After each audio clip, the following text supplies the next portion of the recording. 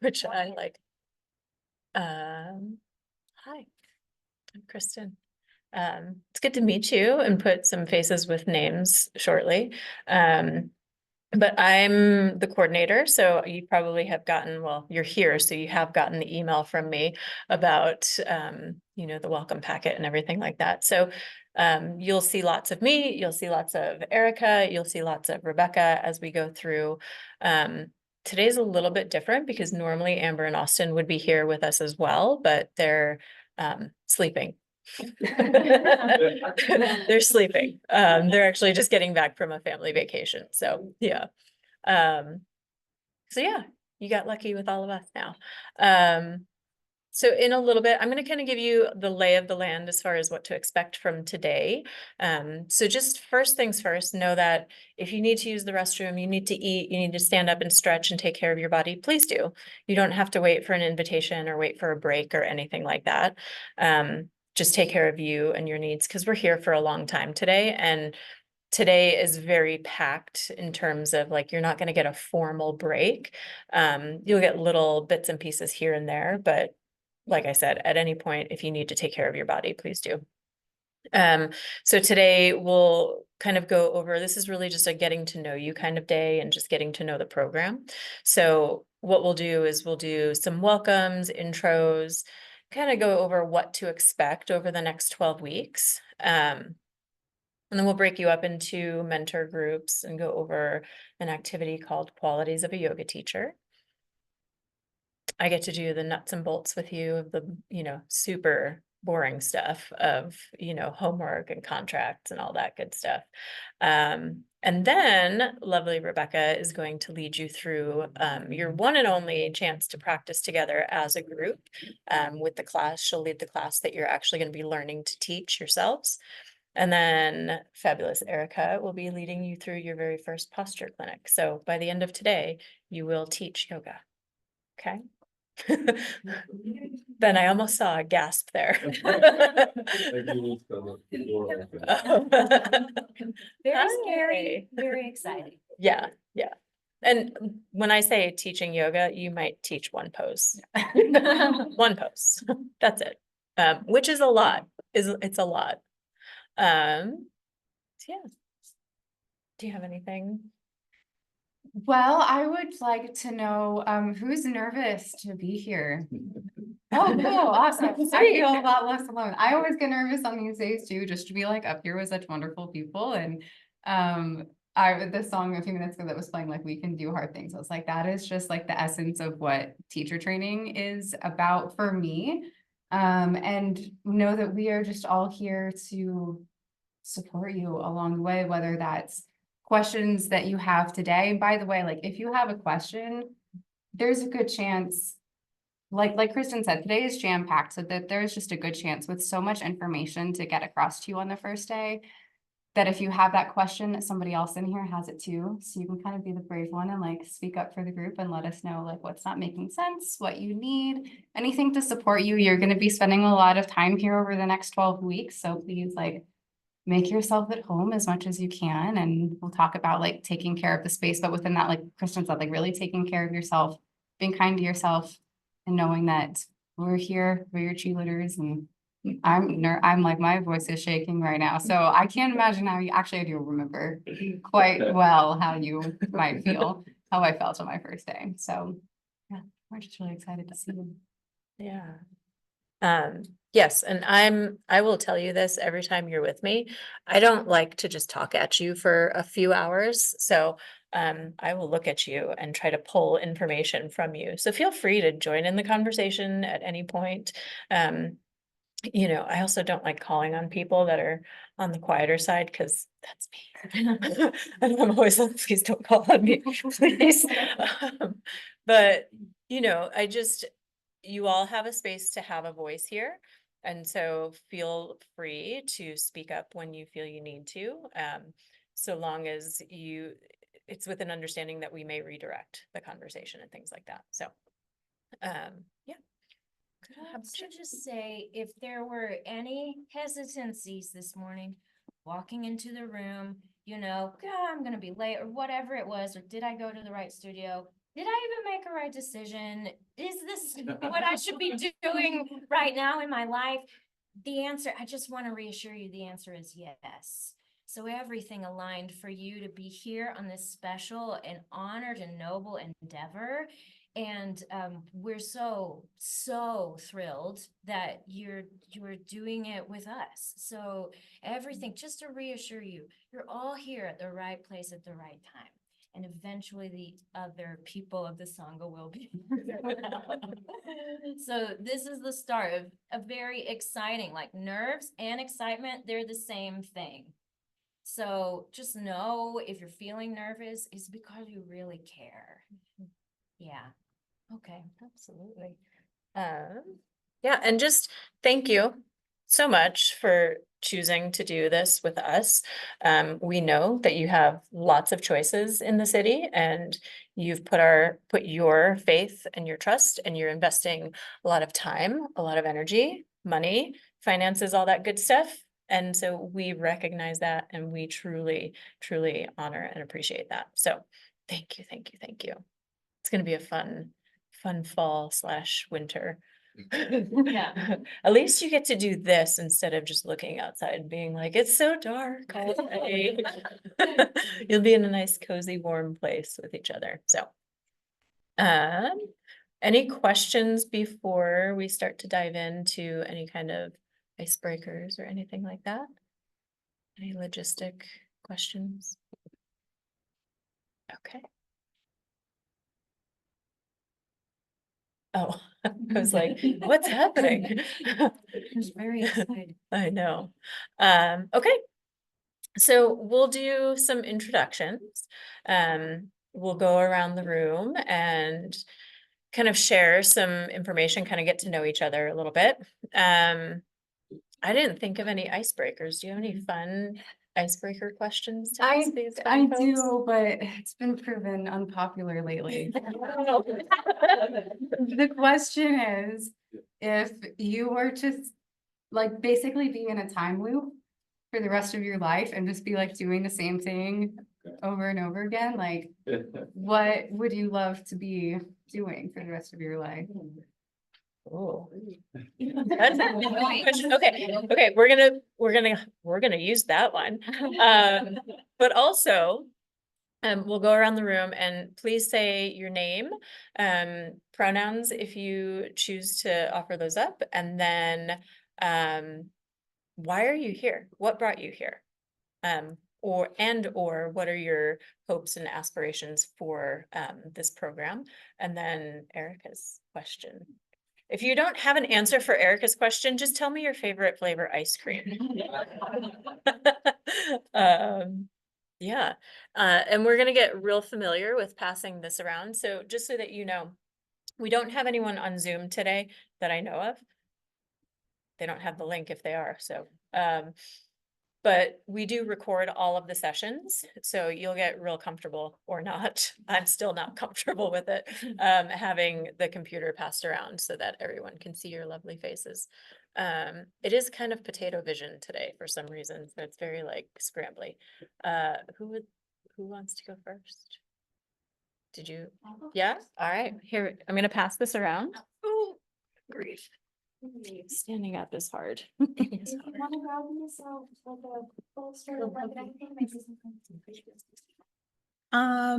name is Ashlyn. My pronouns are she, her, hers.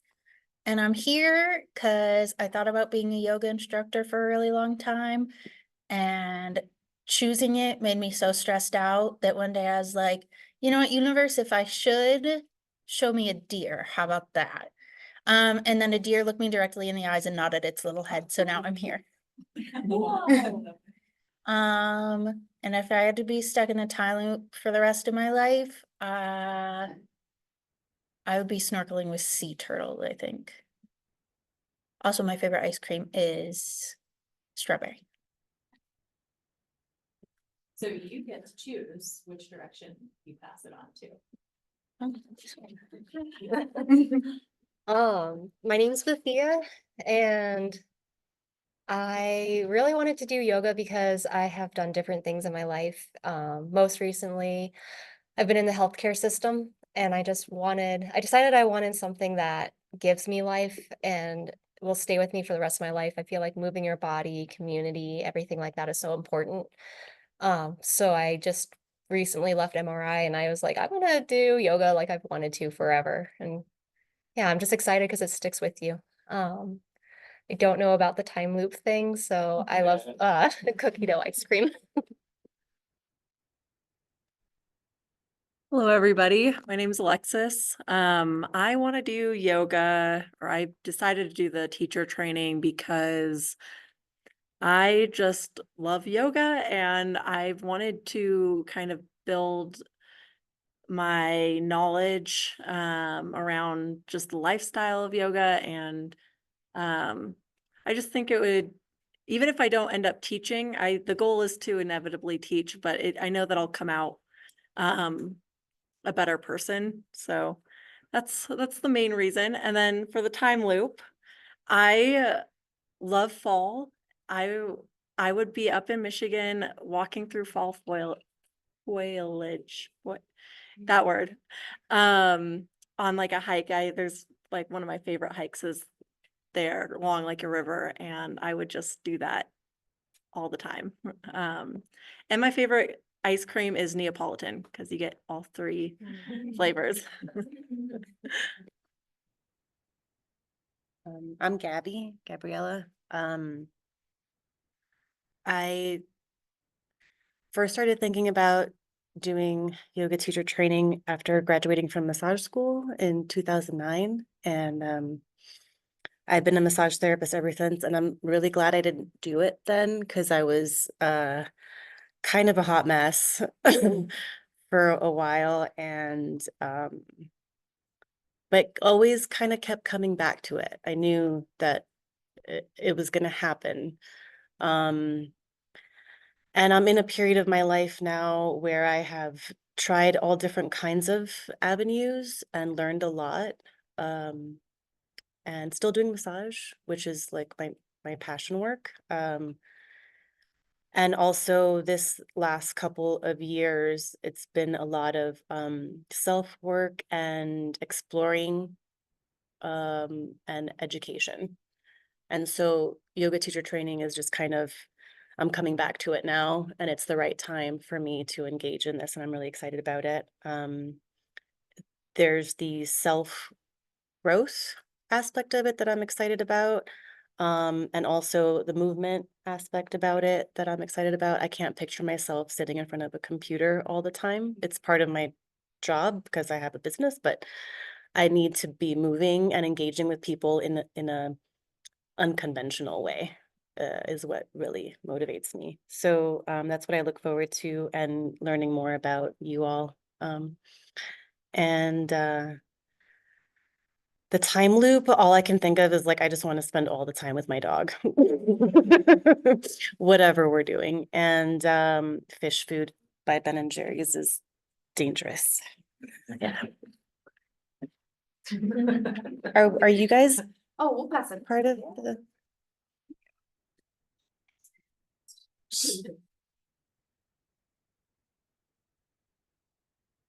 See, can I successfully point this at myself? 9 o'clock. I'm Trevor. I just wanted to deepen my yoga practice and grow as a person. And if I was stuck in a time loop, I would probably just climb and read, and it's really peaceful and relaxing. I guess that's it. Okay, oh, this is weird. So my name is Hope Call. I've been doing yoga for a long time. I moved out to Colorado in 2017, and it took me many years to find Kristen. She makes yoga easy. She makes it look easy. Part of the reason why I want to learn more about yoga is as I go into the second phase of my life, I want to be able to do yoga practice and do it right. So not necessarily wanting to be a teacher, but just kind of grow my own practice and learn, make sure I'm doing all the moves correctly and whatnot. The time loop, probably, I have 3 daughters and 5 grandkids, so I would like to just spend all of my time with them on a beach, in the mountains, whatever, and not let them grow up. And ice cream, I like vanilla with Heath.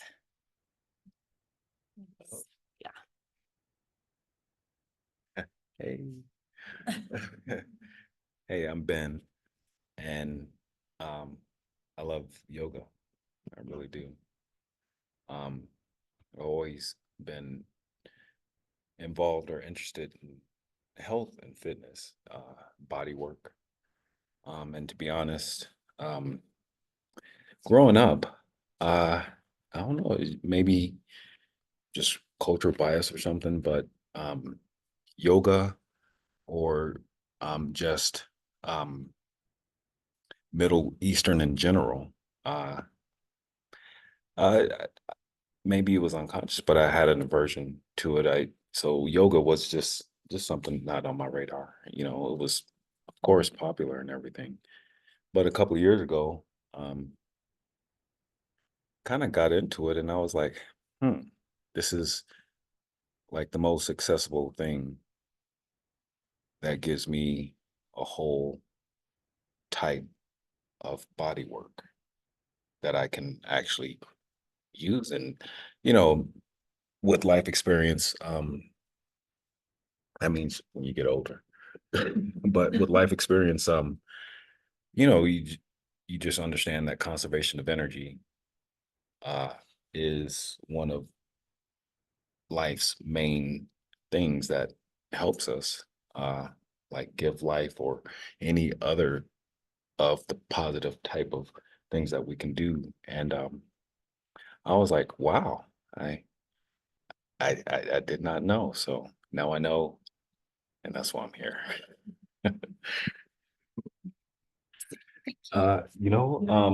Yeah, I guess the time loop. All right, the time loop. You know what? I actually did think about it. I don't know if you seen movies like Soul Food, but you see people around the table eating and conversating and family and friends, that kind of thing. So cooking and kind of having gatherings and doing that over. Hopefully I have unlimited, kitchen supplies, but uh but I would want to do that and make homemade ice cream. Do that vanilla. Vanilla. Okay. Hi, I'm Karen, like the most popular name in 2020, so should be easy to remember. I like to think of myself as not that Karen, but there it is. It's Karen. So I'm just gonna set this down, if that's okay, because I am a little nervous and it's a bit shaky, and I've got a little gurgle in my belly. Poor Ben's heard it already, so if you hear it, it's me. The reason why I'm here today is actually I explored this many, many years ago, and it just wasn't the right time. And I, like all of you, love yoga. It's a connection. It's something that just centers me. And if there's a way I can share that, teach it, mostly share, then I just think that's something that's special and beautiful. As far as my loop, I have 2 kiddos, and I wish I could just go back and just cherish a moment and just hold them. And I don't know, maybe this is TMI, but like nursing, I miss nursing my babies, so it would be something like that, just being able to just cradle and cuddle and keep them close. My favorite ice cream would be, I like anything, but probably with coconut or coffee. Yeah. Hi, everybody. My name is Hannah. I'm originally from Colombia, and I've been living in the States for the last 15 years and in Colorado the last 3. Why do I want to become a teacher? Yoga teacher is because I feel like in this moment in my life, I'd like to deepen my spiritual practice. Like I look at yoga I mean, I'm a type of person that is always going 100 miles per hour. And I feel like when I do yoga, it's like slows me down. And that serves me best, I think. It really helps me. And I just want to connect with me on, be more of that kind of person. And slow down, and I'm very nervous and my voice is super shaky. Anyway, so for the loop, I think one of my favorite places in the world is Tuscany, Italy. So I will just go back to it and eat melon gelato every day. So that's what I will do.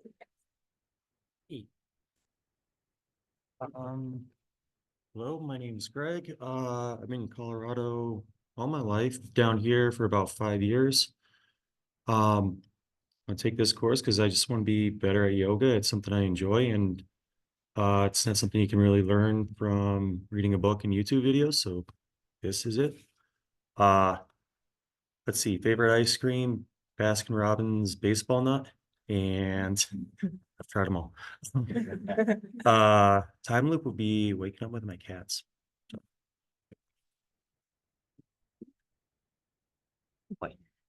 Hi guys, I'm Rachel. I use she, her. I am here for yoga really for me right now. Kind of similar. I go 100 miles an hour. I'm an engineer in my day job, so I really feel like I connect more with the yoga practice and coming more inward, but don't really have the opportunity to do that in my daily life at work or whatnot. So really my intention right now is to be here for me, and I'll be turning 30 over this journey. So it's my birthday gift to myself and really able to finally take the time for myself and not do anything because I need to, or a resume booster, or for my career development, but really just slow down and deepen my practice. So for a time loop, I'm from Jersey, and I would love just a good summer beach day with my family and friends, ride your bike to the beach, take a nap, then go out to eat. I also grew up in the restaurant world, so I also really appreciate a meal with people that I love and being able to share that. So yeah, I'm really happy to be here and excited. And my favorite ice cream is fudge mint cookie. Hi, everybody. I'm Laura. I moved here several months ago after I just retired. So I'm in the next phase, and I had known about yoga for several years. A friend of mine had a studio in her garage. And so I would do that there. And so that's how I was introduced. And so going into the next phase of my life, I thought, I want to do something where I don't have to work all day, and, I had friends that, had jobs where they would just go when they wanted to, I guess, entrepreneurs. And so I wanted to do something where I can go meditate, come in with myself, because I really like personal development. And so that's why I'm here. And so I've always loved yoga. I love hot yoga. So that's one of my passions too. As far as what I want, I guess the tunnel, I want to be dancing. I love dancing. I used to do ballroom dancing in my younger years, and that's what I would be doing. And so my favorite ice cream would be mint chocolate chip. So that one's good too. And that you say about your birthday, I paid for this on my birthday, but I'm twice as old as you are. I'm 60. So yeah, so that was a great day that day. So yeah, and that's it.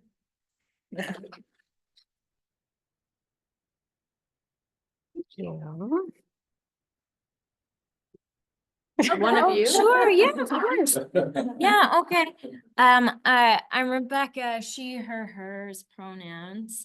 And I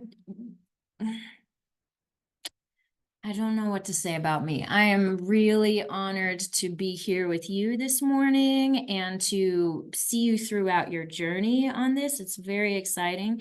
I can remember sitting there, not actually there, because when I did teacher training at Cambio, it was at Austin Bluffs and there was no Pikes Peak location.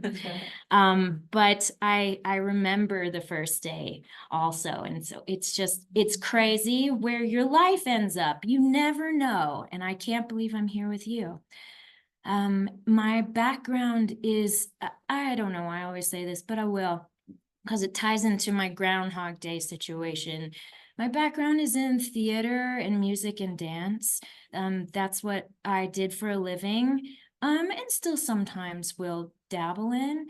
But I also have a family, and I also love living in Colorado, and I also love September, and I love, there are too many things that I hold dear that could not happen in one loop. So I guess I have to say that I just want now to be the loop. To going back to holding on to like a precious, like holding on to people close and just savoring the moment, it would have to be today probably, or something like that. I just am trying my best to stay in the present. So there we go. And I don't and I don't have a favorite ice cream flavor. It changes. If I eat ice cream, it's BJ's Velvet Freeze because I live right down the road from that. Yeah. Kristen, she, her, hers.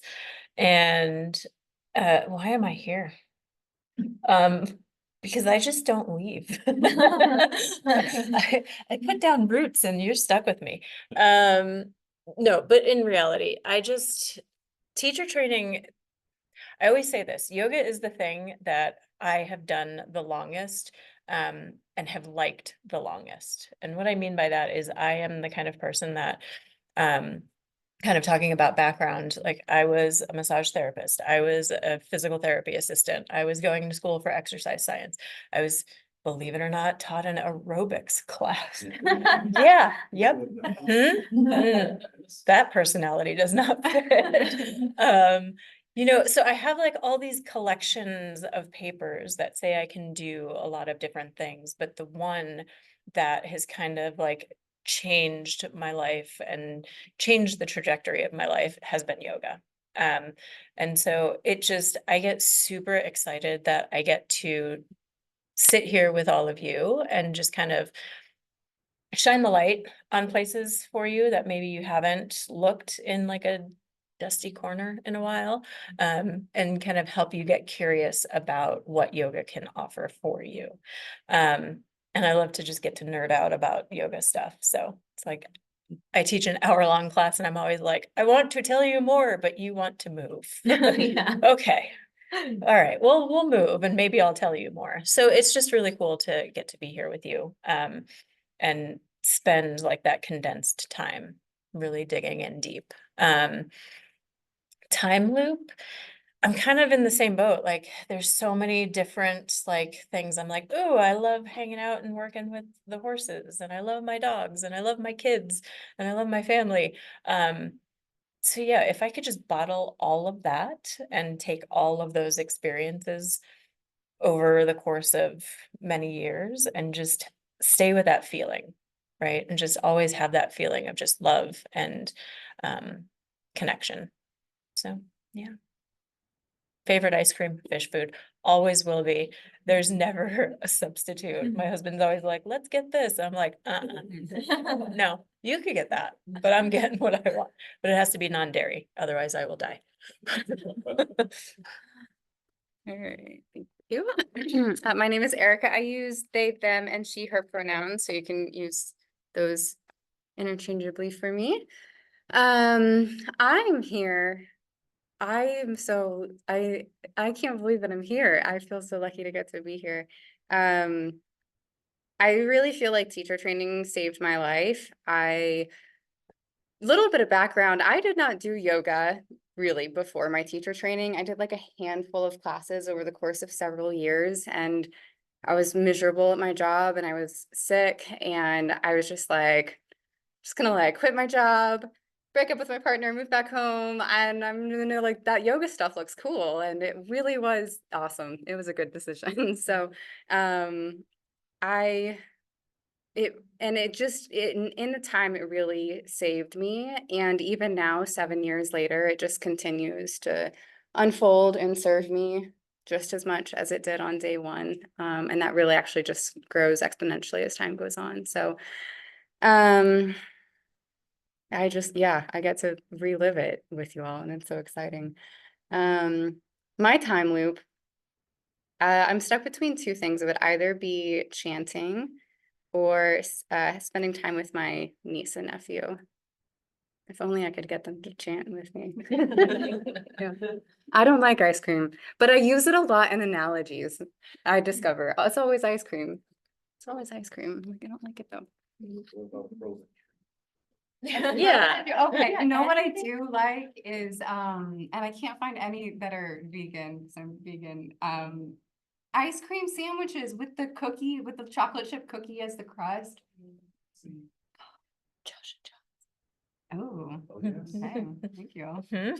Josh and John. I know all the vegan ice cream options. Mhm. Well, yay. I love getting to know you all. Do you think there's anybody in the room that could tell me each other's names? Like, did you catch each other's names? You could do half? Probably. Okay, go for it. We got Trevor, is it Sarah Hope? Hope, just Hope. Ben, Karen, Hannah, Greg, Rachel. And then I am, I think that's where I cut off. That's okay. That was really good. Yeah. Yeah, that was great. Anybody else? Your name on the end was Beth? Gabby? Oh. There was, is it Bethia? Is that, Yeah. that was who you're thinking? Okay, Uh-huh. yeah, how do you say your name? Sophia. Okay. Yeah. So nice. But I can go by B. I always tell people, as long as you don't call me Bertha, I will be friends. It's happened before. I can finish it off. Okay. I think. I want to try Bethia, Ashlyn, Laura, Gabby, and Alexis. I'm gonna have to ask 8 more times. I don't think I have it. Yeah. Yeah, and we'll, as we go on, you'll get to know each other. And we'll have you say your names for the first several check-ins and things like that. So you'll get familiar with each other. But that's an important part of, right? Learning your students' names, learning the people's names that you're going to be interacting with. So, yeah. What else? How are you feeling now that you had a chance to speak and be heard? Do you feel like you shook the Etch-a-Sketch clean and like you feel a little bit calmer, maybe? Okay, good. I hope so. Well, we'll just kind of go over some expectations, and just kind of what you can expect over the next 12 weeks and things like that. So we start on time and end on time. So make sure that you know where you're supposed to be, and when you're supposed to be there. And then we'll kind of go over this when we get into the homework section and things like that. But if you are going to be late or absent or things like that, we just ask that you let someone in the group know. So that way we're not worried about you. Because I don't know about you, but I go into mom mode and I'm like, what happened? Did they have a car They had a accident? wreck. Yeah. It's like something awful happened and it's They're like, having no, a you're fine. breakdown. Yeah, iPhone. right. Like after driving off to school and the dad is sitting there like. Yeah, That's that's okay. That's all right. I kind of figured that that would happen. Know that you're not the first to do that and you are certainly not going to be the last. That's okay. It happens. I'm glad you found your way over here though. Good. Yeah, so just some things that you can expect. So we do our best to provide you all with a positive and a safe learning environment. And so what that means is that there are going to be times that you'll start to get feedback on different things. And we do our best to keep it positive, and framed in a way that helps you to grow, right? We're never gonna, break you down or anything like that. That's not what we're here for. Oh, it just went right out of my brain. I had another thought and I was like, hold on to it, hold on to it. There it goes. Yeah, so just know that, as you start to get to know each other better, and as we start to get deeper into some of this content, that there may be a level of vulnerability and things that you share with the group. And one of the big pillars of being here is that this is a safe place to express yourself, right? This is a safe place to mess up and make mistakes. And we hold each other accountable to that. And we always kind of joke, a little tongue in cheek, but like what happens in teacher training stays in teacher training. Okay. Meaning that, we're not gossiping outside of the circle if someone shares something and things like that. Yeah. What does it mean to hold space for someone? Have you heard this term before? I read it. Okay. Yes. Okay. And it makes sense is to, and if I get off track, I'm sorry, just put No, me you're back good. on, but I believe it to be when someone's speaking to engage, give them that their time to be able to share what they're feeling. It's hard. It's hard to allow yourself to have a little bit of vulnerability. Is that a word? I think it is. Okay. And don't speak over someone else. And again, just keep, like you had said earlier, keep what has been shared with the clan, Yeah. or tribe. I love it. Love it. What else? Yeah. To be an active listener, exactly what Karen said about like waiting, giving a space for the person to communicate and be vulnerable and validate them and acknowledge them instead of like having an opinion on or giving advice on what they're sharing. Yeah, that's huge. And that's hard to do. Yeah. Yeah. Yeah. Who wants to fix things? Make things better for everybody, right? Yeah. I think that that's totally normal. That's our nature a lot of the time. What else? What else do you think? Respect? Yeah. Yeah. Absolutely. Absolutely. Respecting their time, respecting their opinions as well, right? There's, as we went around the room, we discovered that we're all coming from different backgrounds and different experiences and things like that. And just to have that level of respect for each other. Because, if you go on to teach, and I'm sure, out in the world, you encounter plenty of people that you don't agree with, but just allowing them to have their space and time. Yeah. Want to add anything? You guys are all really good. Well, do we want to talk more about respect in general, and what are some ideas that you have aside from holding space on how to show respect to each other, to your teachers, to yourself throughout the program?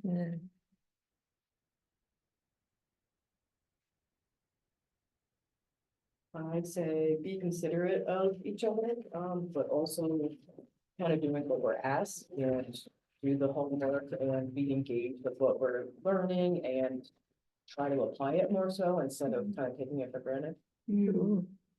Yeah, you are going to get out of this program what you put into it. And so you really get to kind of be in control of that dial and know that if, you're doing the work and the reading and the practice and the emotional, like inner work and stuff like that is really going to elevate this program. There's not much like of a bottom to the barrel that you can scrape. Like you can really take this as deep as you want it. So I love that. Yeah, thing in the work.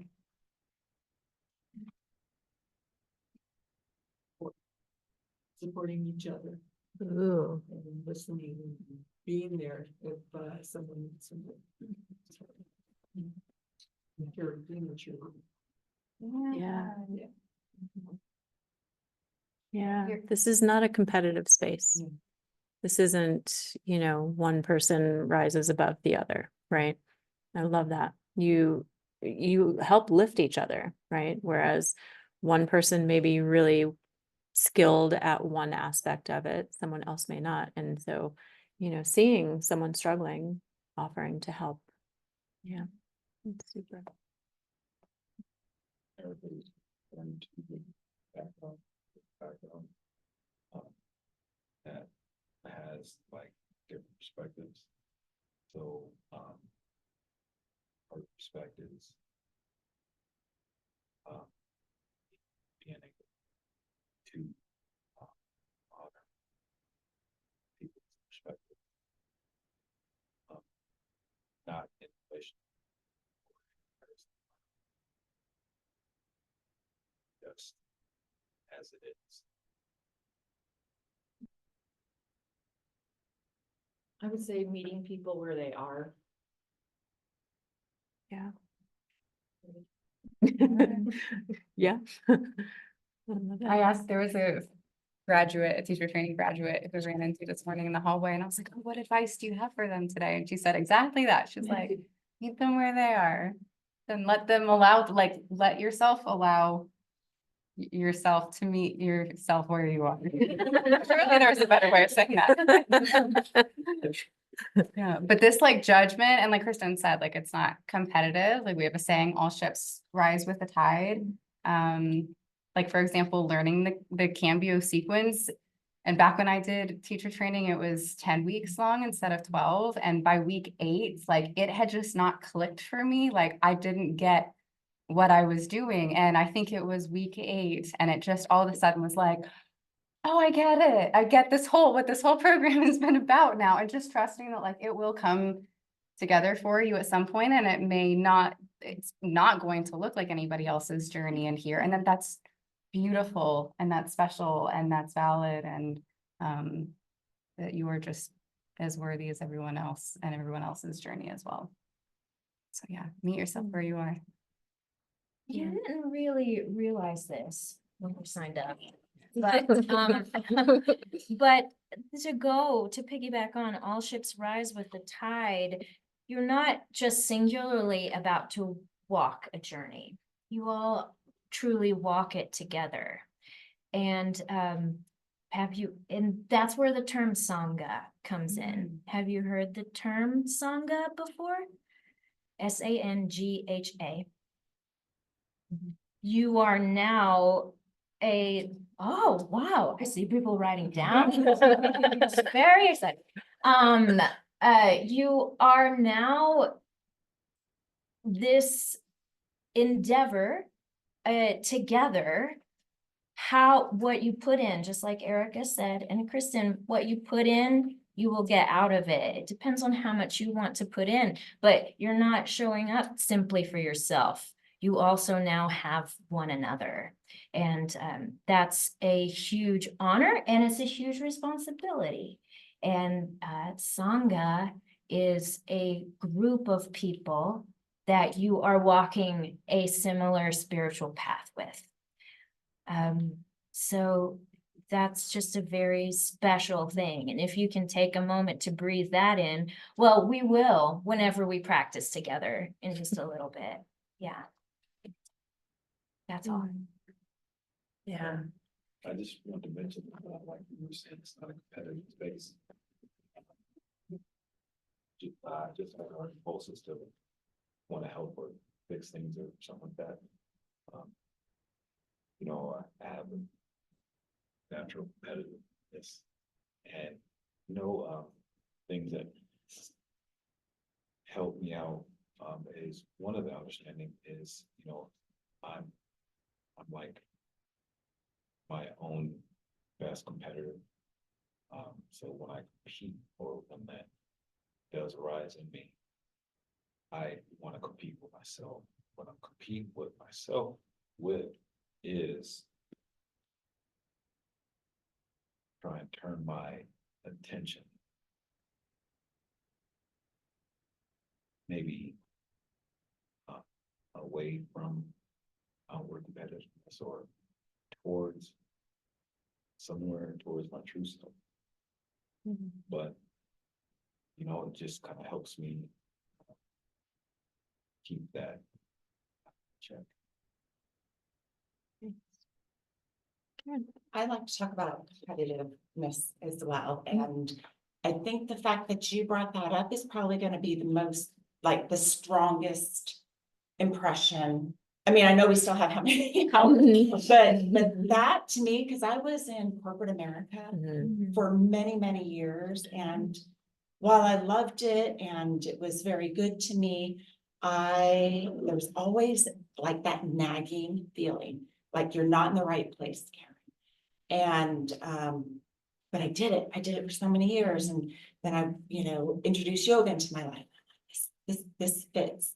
So, and anybody else that's been in like the corporate environment, I know you're an engineer, it's like,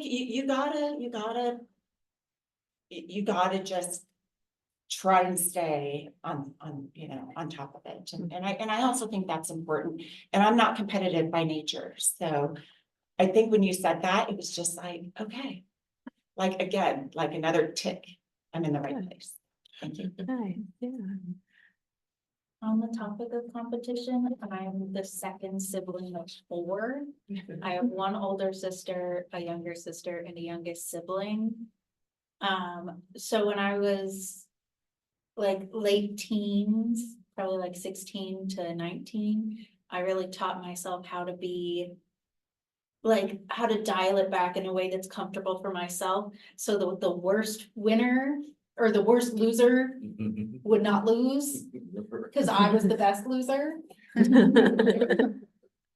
So like Ben said, like it became better to kind of like compete with myself almost, to try to be in less of like, oh, we're playing a board game, I'm competing with my siblings, or I want to be teacher's favorite, or I'm trying to win this thing, and more becoming, well, how can I be kinder than I was yesterday? How can I reflect internally more than I have in the past? How can I help more people? How can I be the best me I can be, and also share the best parts of me with everybody else?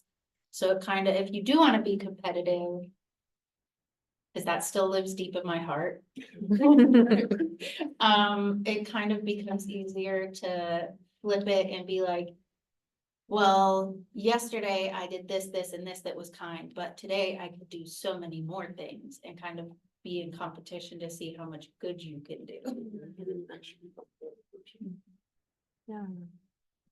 I just injured myself with all my competitiveness.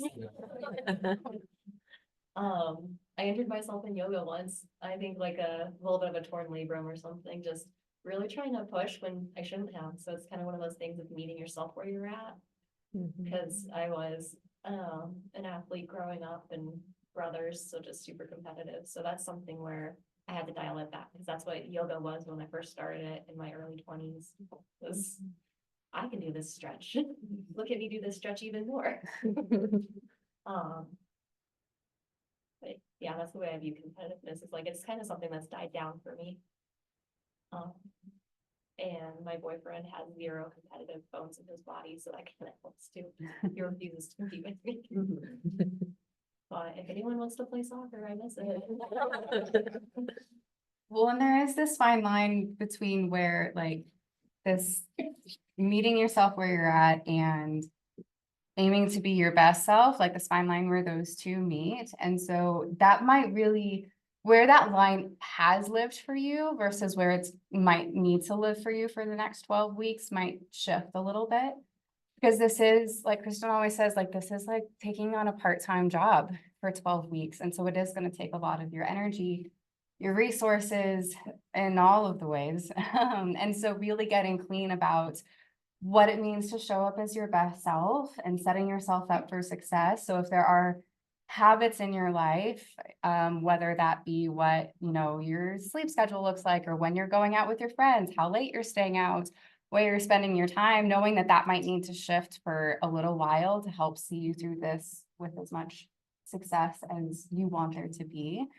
And knowing that, you know, you're trying to put your best foot forward for yourself and for your Sangha throughout this training. And that also may, like, your best is going to shift day to day. And that there's going to be times in the next 12 weeks where you're like, I don't want to go today.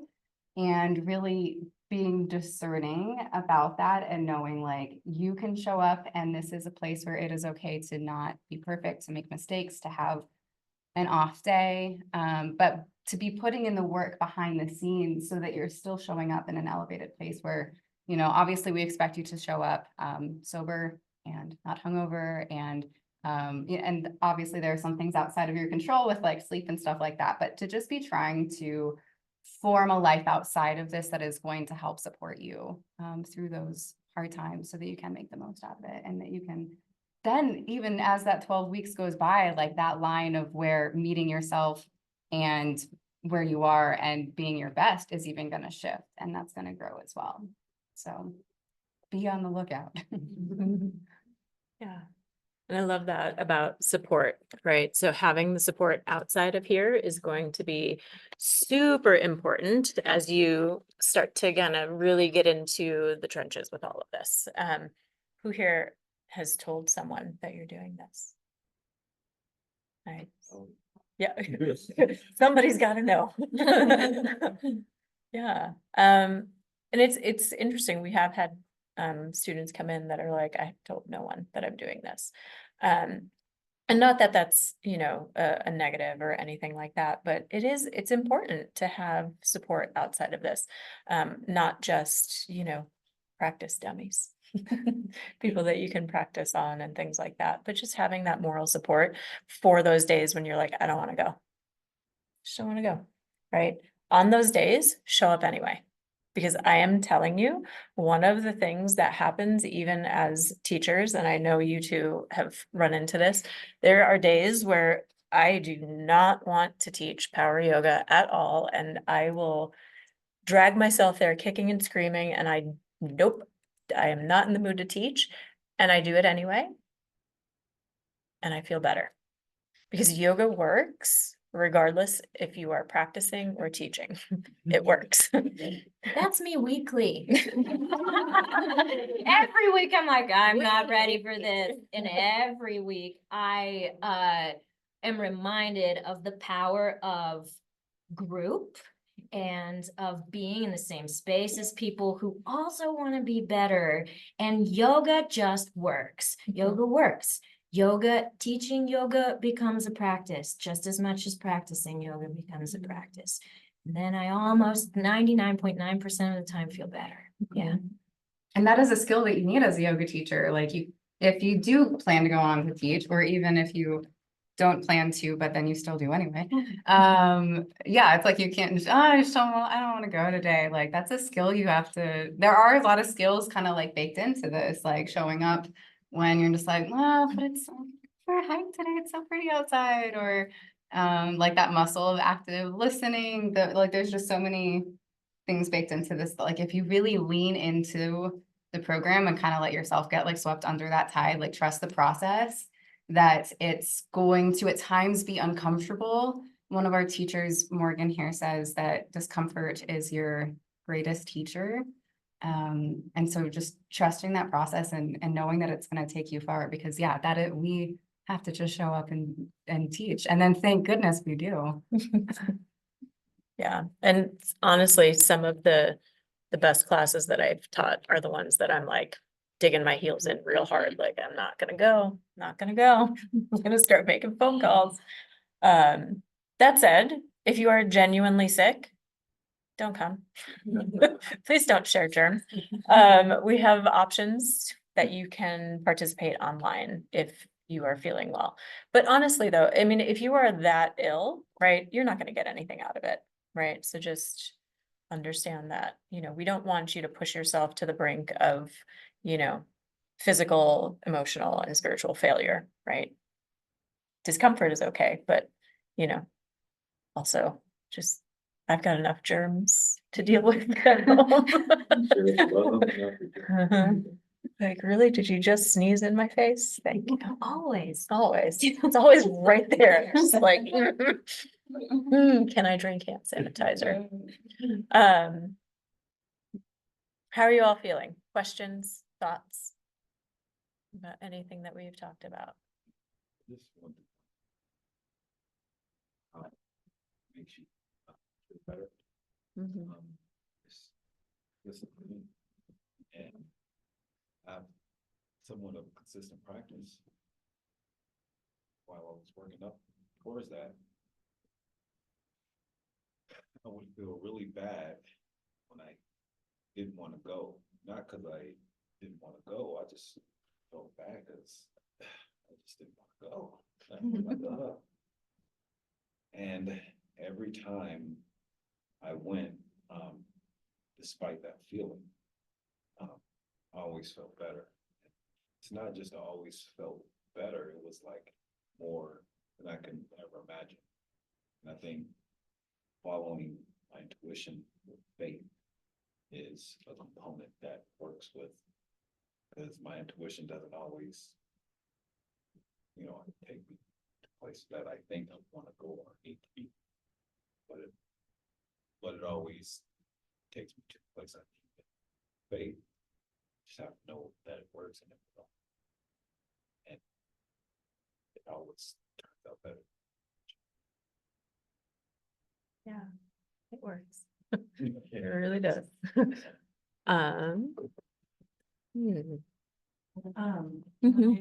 mom tells me you're more likely to regret not going than regret going. So whenever I'm feeling like I don't want to go, I tell myself that, like, it's gonna be better once I'm there. The hardest part is actually getting up and going.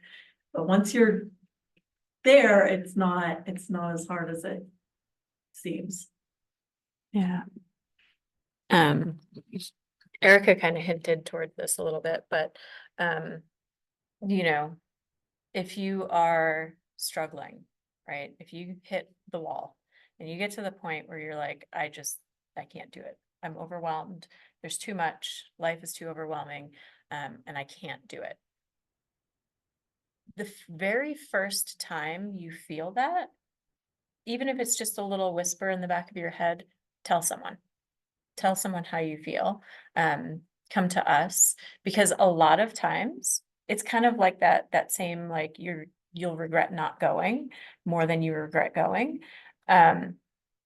Just dropping off the face of the earth in terms of yoga teacher training, right? Like, you may make rash decisions based on a moment. Do you know what I mean? Does that make sense? Right? Like, if you're feeling overwhelmed and flustered and frustrated, life is lifing and things are happening all around you. Rather than just throwing your arms up in the air and deciding like, well, that's it, I'm just never going back there. Like, talk to somebody, because I promise you that's a blip in time. That's a moment, and you'll have those regrets for not completing and finishing out the program, whatever it looks like. Okay. Just talk to us. Yes. Times. Oh, wow. We're doing better on time than I thought. It's like, ooh. Yeah, I did. I reached out. So you're gonna have a mentor throughout this program, and Kristen's gonna tell you who that is in I don't know how many moments. And yeah, use them. I remember, so since I didn't do yoga, the first weekend, I'm like, what are all of these halfway lifts for? Like, I was so confused, and I was like, oh, I'm gonna quit because I don't understand these halfway lifts. And yeah, reached out to my mentor, and she reassured me, and then life went on, and thank goodness I stuck with it. And that being said too, like, keeping a beginner's mindset, that whatever experience you have with yoga prior to this, if you will consider putting a pin in that for the duration of this program. We do really build this from the ground up. And I mean, if I can do it, literally anyone can.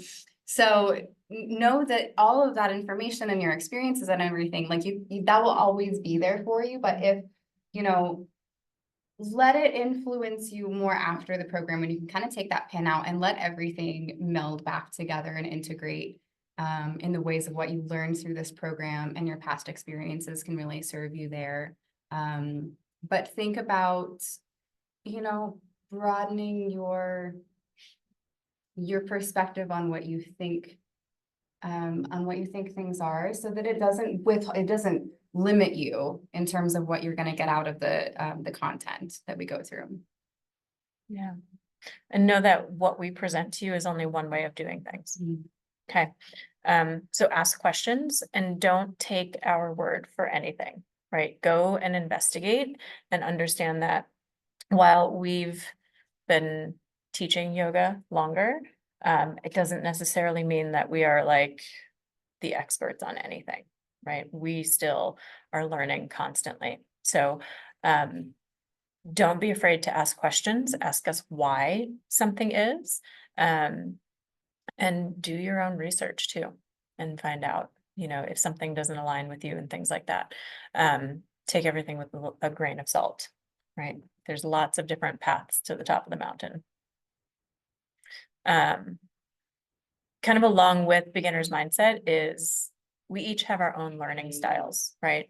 And so we do our best to hit all of the different learning styles, right? So do you all know what your basic learning style is? Have a good idea? Yeah. Maybe. I see some head nods. Okay, I am the kind of person where I have to read it and I have to do it and I have to write it down. So what does that mean, right? So like that could mean reading the instructions on something and then doing it myself. If you try to show me how to do something, my brain is already like, whoop, gone. See you later, right? I have to actually physically do it, and then I write it down. So just know what your own learning style is. And if you don't know what it is, I'm sure it will start to kind of bubble up for you the ways that you best learn material and absorb material. And if we're not doing something that serves you, let us know, right? So like if you're like, I need to see it, can you demo it? Yes, we will, right? Or if you need a resource, right, we can point you in the right direction. Make sense? Anything else on that? All right. Probably the biggest one. So along with this idea of vulnerability, we do check-ins at the beginning of each session. And a check-in is like, I love this analogy. It's like shaking the Etch-a-Sketch clean, right? Like just allowing yourself to discharge whatever has happened from the last time you were all together, and just kind of like clear the slate so that you can bring yourself into a learning mindset, right? However, yoga teacher training is not therapy. I'm not a licensed therapist. These two aren't.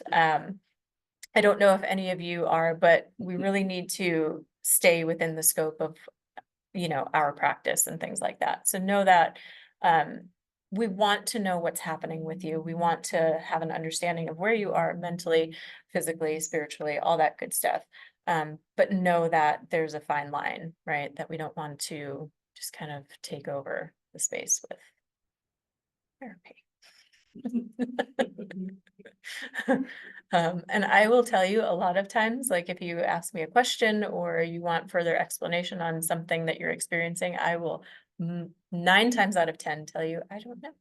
It's your experience. So. I can remember you saying that to me. It's like, but I want to eat the flower in this meditation. What does that mean? I don't know.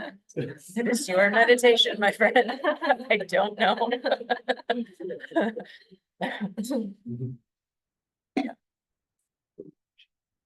Yeah.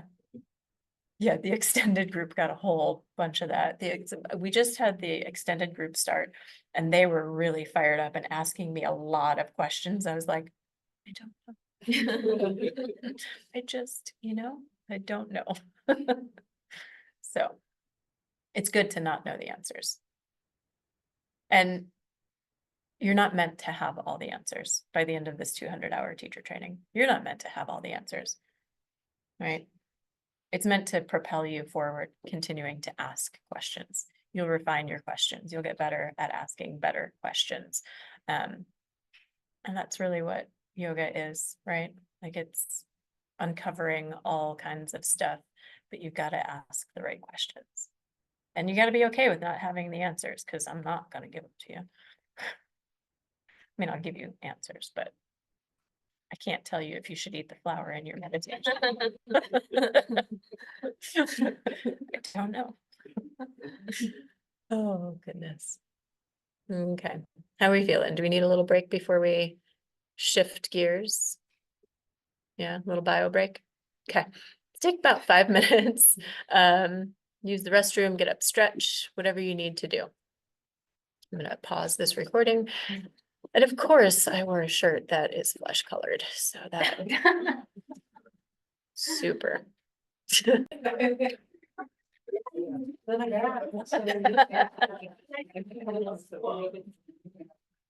Yes. There we go. I will take anything. I am also terrible at getting your attention. I'm like, oh, they're having so much fun. I don't want to disturb it. It's hard. Dropped a nice moment. And I'm not like mine, like when I'm teaching yoga, I feel like I am yelling. So like my normal speaking voice, I'm a quiet person. So like, I'm not gonna yell at you to get your attention. So if I'm just over here doing some weird stuff, it's because I want your attention. So just so that you know, what's that? Of course. The kitchen here, at Pikes Peak, feel free to use the refrigerator, the sink, whatever you need to use. Same thing at Austin Bluffs. There's a microwave, there's a refrigerator. So you're free to use whatever you need to use. We just ask that you respect the space and leave it 1% cleaner than you found it. Okay. And so that might just be something as simple as just folding a blanket, right? Like you see a blanket that's all kinds of cattywampus over in the pile. Just take a moment to fold that blanket, right? As you're cleaning up your stuff. When we're over at Austin Bluffs, we're often in the community space and you can rearrange the furniture as you need to. There's a lot of times where we'll have you push the furniture out so we could use the whole space. And then afterwards, you just put it back. I don't care if it's exactly the way that it's supposed to be, because I don't even remember how it's supposed to be. So you just make it look nice. Just make it look nice. You know, and it's like if there's a puddle of water on the bathroom sink, just take a moment and wipe that down, because you are now, like you have stepped into kind of an elevated role within the Cambio community, right? You are stewards of the community. So what does that mean, right? Taking care of the space, taking care of each other. If you see a student wandering around the space lost, you know, be a friendly face and maybe help them out. Maybe remember if someone was a friendly face to you when you first started coming here, and things like that. Cool. Can we agree to that? Okay, go team. So I am going to assign you your mentor groups. We've got proxies here for mentors. So Rebecca is going to take all of Austin's group and Erica will take all of Amber's group. So what that means is we're just going to work with you for today and then they'll pass you off to Amber and Austin once they're awake. Do you all know who Amber and Austin are? They're brother and sister who like own and run the studio. And hopefully they are sleeping right now. I know, hopefully they're getting some rest. And they're fun. You're gonna love them. Yeah, They're the super best. fun. They're just wonderful. Yeah. So when we break up into these groups, we have the mentor groups because mentors are kind of like your first line of communication when it comes to like, how are you in the program? So what that looks like is you will do a weekly check-in with your mentor, usually via a group text that we'll set up. And we'll go over this a little bit more when we get to the next section, but generally, like you pick a day to check in with your mentor, tell them what's going well for you that week. Maybe something that you're struggling with, general questions that you have, because if you, like Erica said, if you have a question, somebody else probably has the same question in the group. So feel free to ask. And then at 3 points throughout the program, you'll meet as a group for about a half hour in person or via Zoom, whatever works for the group, just to talk about, how it's going and get that FaceTime where you can really like ask questions that maybe you haven't had a chance to and things like that. Okay. So when we break up into the groups, we'll get contact information and all of that. And then we're going to do a little activity called Qualities of a Yoga Teacher. And what that is you'll brainstorm the qualities that you think are important for a yoga teacher to possess, or maybe qualities that you have seen other teachers, exhibit and things like that that you think are important. And we'll kind of do a little brainstorm, and then we'll get together as a whole group and present that. So you can decide within the group if it's one person speaking, if you each get a chance to speak up, or however. It's pretty informal. Nothing like, there's no hard and fast rules or anything like that. Okay. All right. So you're anxiously anticipating. Who are your mentors? Okay. So Amber's group, that will go with Erica. We have Laura, Gabby, Bethia, and Karen. Got that? I do. Okay. Yes. I just want somebody to know who they're going with. My group will be Hope, Ben, Rachel, and Hannah. And then Rebecca/Austin has Alexis, Greg, Trevor, and Ashlyn. Okay, cool. So my group, we'll stay here. You can come on over here. We'll go by this. I'll come over here. I'm just gonna pause. I think it makes sense to just pause the Oh, yes, recording. what time's on a Saturday? Oh, yeah. All right, well, cool. Any of these three groups want to volunteer to go first to present? Oh, we're whispering over here, so I guess we're doing it.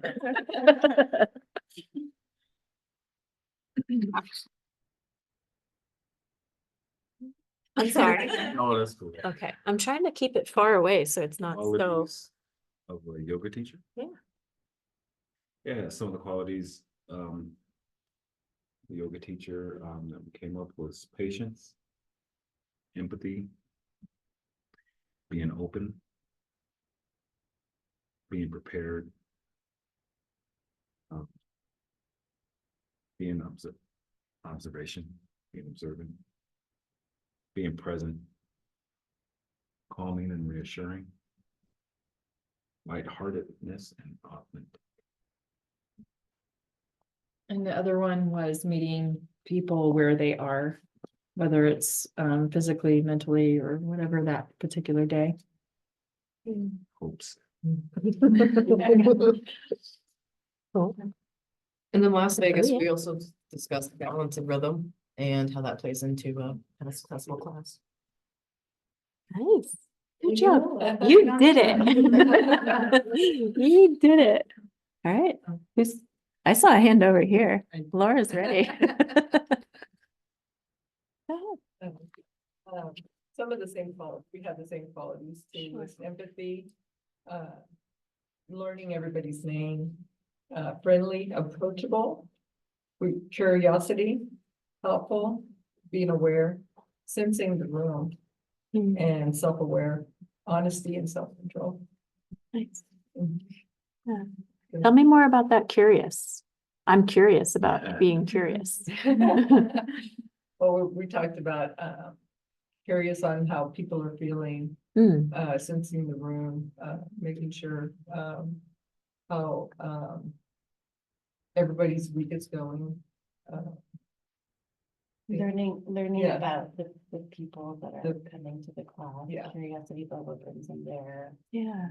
how they're feeling about the class. Yay. I love it. Nice. Thank you all. All right. And over here. We had a couple of the same things like patience and awareness and the kindness, empathy kind of thing. But also having a good voice, like the tone you speak in, how you speak, using inclusive language, making sure you're inviting. Like perceptiveness, being able to, again, like sense the room, read it. Having a good sense of humor and being able to bring a sort of lightness, sorry. Wisdom, again, the accepting, open kind of energy, having a clear channel of judgment, being dedicated, having a flexible mindset, and being able to kind of have like a range that you can comfortably be within. Being challenging in the sense that you push people to be their best, but you know where to stop with it. And then passion and positivity. Nice. Good work. Yeah, all of those things. All of those things are so, so very important. I think in terms of, you know, going forward, thinking about these as you start to really develop your relationships and things like that within the Sangha and within the community is really important. You know, and you're going to find things that are really important to you as you go on to teach or not teach. And just remembering, you know, this discussion as time goes on is really important, because there's going to be lots of changes, lots of things that kind of happen throughout, not just the 12 weeks that we're here, but also as you go out into the world of teaching and things like that, that can change some of these things for you. And so just remembering to kind of come back to, you know, basically the whys of what you're doing. Okay. Do you have anything to add? Any last comments or anything? Okay. Cool. I actually would just like to pose the rhetorical question of like, think about how many of these words that you just heard thrown out and how many of those that you already exemplify.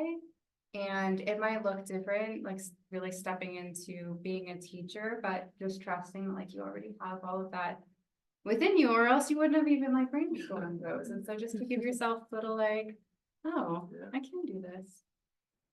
Yeah, absolutely. I am a big dork. Already there. I have a question. Do yoga teachers feel imposter syndrome, or is that what You're asking these three? Uh-huh. Oh yeah, all the time. All the time. Uh-huh. Yes, imposter syndrome is real.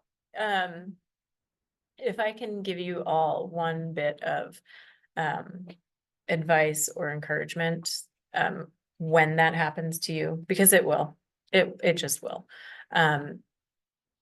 That one of my teachers gave to me is that you know what you know, and that is enough, right?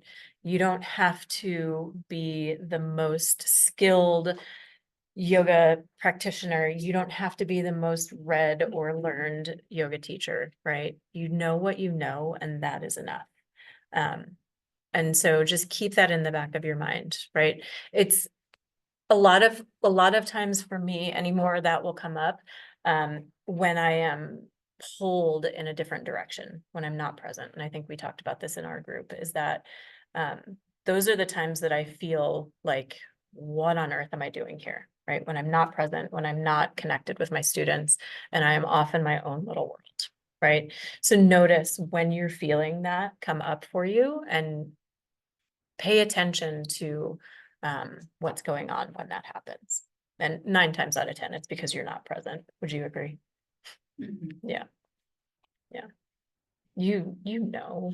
It's- yeah. Uh-huh. Damn it, you're making me feel it now. But yeah, it's real. It's interesting. Like, Is anybody here, would you consider yourselves introverted? Or on the shy spectrum? Yeah, yeah. It's interesting because many yoga teachers that you see teaching here at this studio are very introverted and very like, don't come into my bubble, right? But we learn to manage that. And I think honestly, that's like the biggest thing that I took away from my own teacher training is the ability to be okay with feeling those things and not let it completely derail like my whole week. And to understand my own habits and patterns better, but still be able to have that connection with my students and hopefully help you find that too. So I don't know. Teaching yoga is a wild thing. It's really, goodness, thanks for asking that. Cool. Anything else? Any last questions before we get to like the super exciting stuff? All right, well, we will transition then. We'll get to, you can go back to your spaces, you can stay where you are, whatever you feel like doing. These two lovely humans are gonna step out for about 40 minutes or so. Just so that you know, we're gonna do a group, you'll do the group yoga practice at 12. I will probably have you through most of the contracts, homework, all that good stuff in terms of like how the program works and everything like that. So that you have about 15 minutes to get yourself ready for the yoga class. So if you need to eat, things like that, you're welcome to eat now. You're welcome to wait until after the class, whatever you need to do, okay? Because we're just gonna talk about homework and stuff then. Yeah. Well, thank you both. Yeah, see you later. Enjoy your hour. Oh no, team members.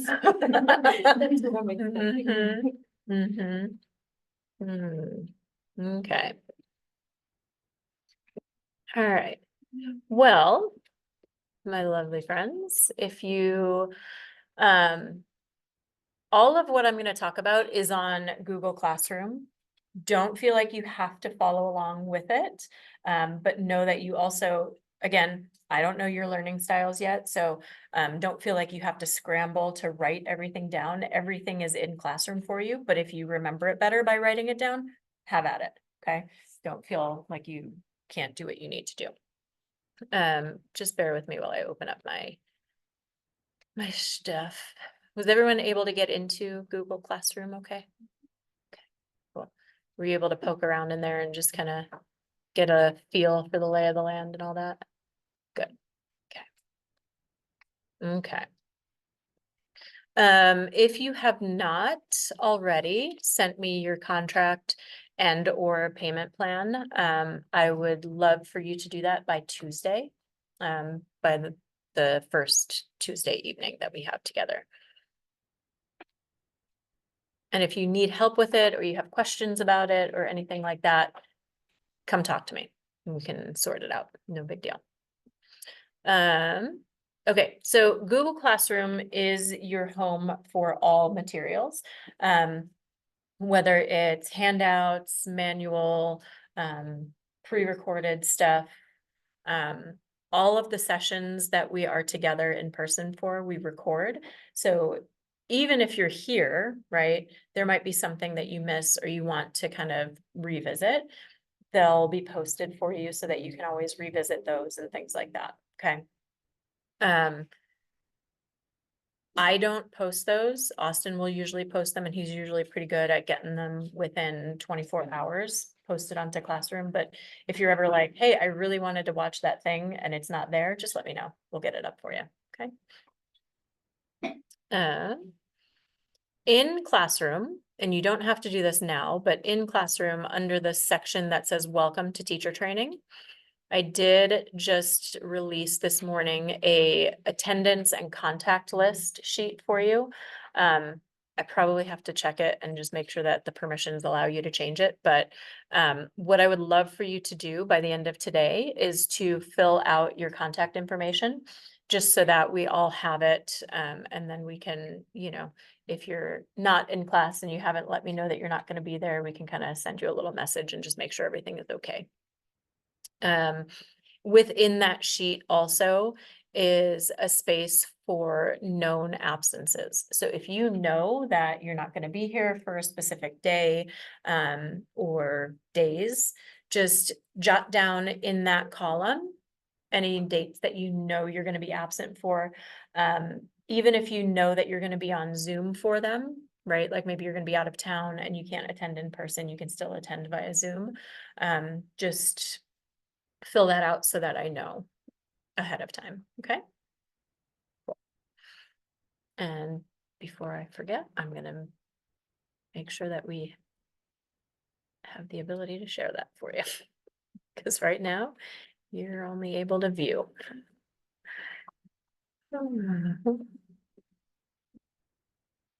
Okay, now you should be able to edit it. In addition, the faculty contact info is there. So all of the main faculty that you'll have various people come in for posture clinics and things like that. But all of our contact info is there. So that way, if you ever have a question about content, or you can text us and let us know like, hey, I saw that you're teaching today. I'm going to be late, whatever you need to do. Okay. And it is okay to, I told you I had that wedding, so it's okay to be late one day, or do we have to reschedule? No, will you just put that in there in the known absences, and just put like, you're just gonna be late, and that'll work. If you're absent, there is makeup work that you'll need to do. So usually it involves watching the recording, for anything that you missed. And then there's, a approved makeup work form or sheet that has all the makeup work that you would do for each of the different sections. Usually it's like watch the recording and then answer these questions / write a paper kind of deal. So just know that that's an option for you. The makeup work, the approved makeup work sheet says that it has to be done within a certain amount of time from your absence. I don't check those until the end. Okay, so don't feel stressed that you have to get it done within a specific amount of time. Most of the due dates for any of the work that I post on here is just to help you stay on track, right? This is a little bit different, well, a lot bit different learning environment from what you might be used to, right? So like, it's not like college deadlines and things like that, technical schools, whatever. This is really like, there's a lot of self-directed stuff here, especially with some of the pre-recorded materials. There's suggestions as to, you know, maybe you need to watch this recording before you have this workshop or what have you, but there's a lot of flexibility in that. I try to lay it out as concisely as I can, but a lot of people will get stuck on the like, I need a hard deadline as to when this has to be done. There's not really one. Okay. If you don't complete the requirements by the time teach out happens, all I'm going to say is, that's cool. Just get it to me when you have it, and then I'll give you your certificate. Okay. There's no like, you know, so just know, and I'm going to repeat it because you're going to get overwhelmed. It is a lot, right? It's kind of like drinking yoga from the fire hose.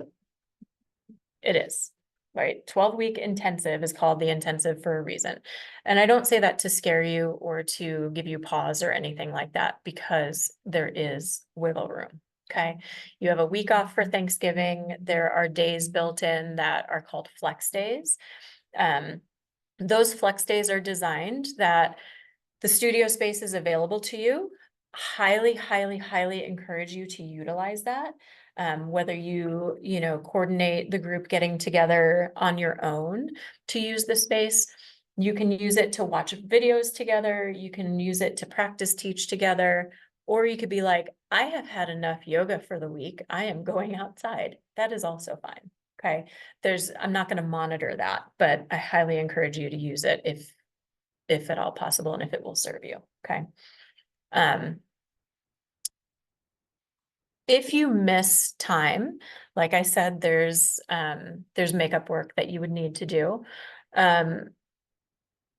Because of the way that the program is registered with the Yoga Alliance, we really can only allow you to miss up to 10 hours of contact time. And what that means is anytime you are either here in person or face-to-face with someone via Zoom, right? So let's say you're not going to be here in person, but you're going to be on Zoom, that counts as contact hours. Okay, that's not counted as an absence. It's just time that you're not here at all. If you go over that 10-hour allotment, there's not like a big buzzer that I hit that's like, oh, well, you're done. Sorry, can't help you. No, all that means is that we have to have you back in person to make up the time that you've missed beyond the 10 hours. And so that could be that we loop you in with the extended group for a module, or you come back with the next round of intensive. If you're like, hey, I'm moving to Costa Rica after this, I'm not going to be around and, have reliable internet, that is okay. We have things that we can do to work around that as well. So just know that, this is very flexible. Fun. Yeah, but it is. It's very flexible. We'll, whatever you need to do. Questions so far? Okay. What task do you need to complete by Tuesday? Contracts, yes. What task would I love for you to complete by the end of today? Contact info and known absences, right? If you're like, I don't know exactly the absence date, I have to go home and check my calendar or whatever, that's totally fine. Fill that part of it out when you can, but at least get your contact info in there as much as you can. Okay. Okay. Okay. Moving on down the line. So work. Technology is not always my friend. Okay. So the training is 12 weeks. You're actually only in contact hours for 11 weeks because of that week off for Thanksgiving. But you still will have work to do during that time. So whatever you choose to do, however you choose to use it. Sundays, just kind of running over the schedule real quick for you. Sundays are typically 9 a.m. to 3 p.m. Some Sundays end earlier than others, but we never go beyond that 3 p.m. mark. So just keep an eye on the calendar. I've got it a couple different ways for you. So there's the actual Google Calendar link that you can add to your own calendar if that's helpful for you. And then if you're like me and you need both and you're visual and you also have to write it down in your planner, the spreadsheet is there as well, so that you can have the visual of it. Both the calendar and the spreadsheet have the physical location of where you will be for each session. Most of the Saturday, Sunday sessions will be here at the Pikes Peak studio, most of them. There are, I think, at least one, maybe two that'll be over at the Austin Bluffs studio to accommodate for the 300-hour that'll be here that particular weekend. And then every Tuesday and Thursday is over at the Austin Bluffs studio. Tuesdays and Thursdays, parking, especially at this time of year, can get a little bit tricky because there's the two hot classes going on Tuesdays, so it gets a little squirrely with parking. So I always suggest arrive a little bit early if you can, so that you can secure parking and things like that. Okay. Do you know where you can park over at Austin Bluffs? Yes, no, maybe. Okay, I'm seeing lots of heads like this. Okay, so of course, the front parking lot, as long as you're not parked, if you're facing the building, as long as you're not parked in a spot that is reserved for another business, is totally fine. All of the spots facing Austin Bluffs are totally up for grabs. Use those. There are some spots behind the building that you can use as well. Just make sure that there's not a sign there that says you can't park there. There's mixed information as to whether or not you can park behind the Batteries Plus building. Sometimes it's usually fine, but again, if there's a sign there, don't park there. And then there's actually a street behind Cambio that is in the neighborhood that you can park along that residential street, and there's like a little walkway that leads you from the street right to the back of Cambio. So you can park there as well, okay? Thursdays will be 6 p.m. to either 8 or 9, but they don't start until week 4. So you have some time on those. And then Saturdays are 9 to 1. And again, some of those, not usually will you get out early with those, but I think there's a couple that are a little bit different. So there might be a little bit earlier release there. But again, never beyond 1 o'clock. Do we have classes Tuesdays and Thursdays, Sundays? Mm-hmm. Okay. Yeah. Yeah. But that doesn't start until week 4. Yeah. Required reading, you've got True Yoga, which you'll want to read the book by the time you have your first discussion group with Laura with that. I can pull up the date and look for you if you need it, but I don't have it right off the top of my head. Look at you. Thank you. And then teaching yoga, essential foundations and techniques. That, if you've looked in classroom, you might have seen that there's like sections that you read for it. But it's not like a sit down discussion, like book discussion with those. It's really like the particular sections in the book correspond with the material that you're going to be learning that particular day. So they're good to read, to be up on with words. Okay. I've talked for entirely too long already. With that, there is a new edition of that book. So if you got one of the newer editions, Laura is just coming back from vacation with the rest of the Richmond clan. So she's going to look at that and make sure that the page numbers correspond and everything like that. The better on Amazon, and the only one they had was the second edition. Yeah. Yeah. And the one that we're actually selling in the studio now is that second edition as well. So yeah, so there might be some, we'll update that. Is it concerning if they have the first edition? No, the first No, edition is lined up. Okay. Yeah, it's the second edition that's not lined up. New information that. No, Oh. no, it's the same information. It's just the way of the book is laid out that the page numbers might be a little bit different. They are. Are they? I ended up with both. I was looking at them and I was like, well, it says 145, so I'm gonna keep I kept the old one and. Gotcha. The newer one back, but it's just slightly off. Yeah, yeah. But I mean, all the content is gonna be the same. Yeah. Sorry. We just discovered that the other day and I was like, crap. So throughout the program, some homework that you'll have, of course, reading. With the exception of the True Yoga, again, with the Mark Stevens book, it's kind of like read it for the sections that you're going to have that you need to read it. But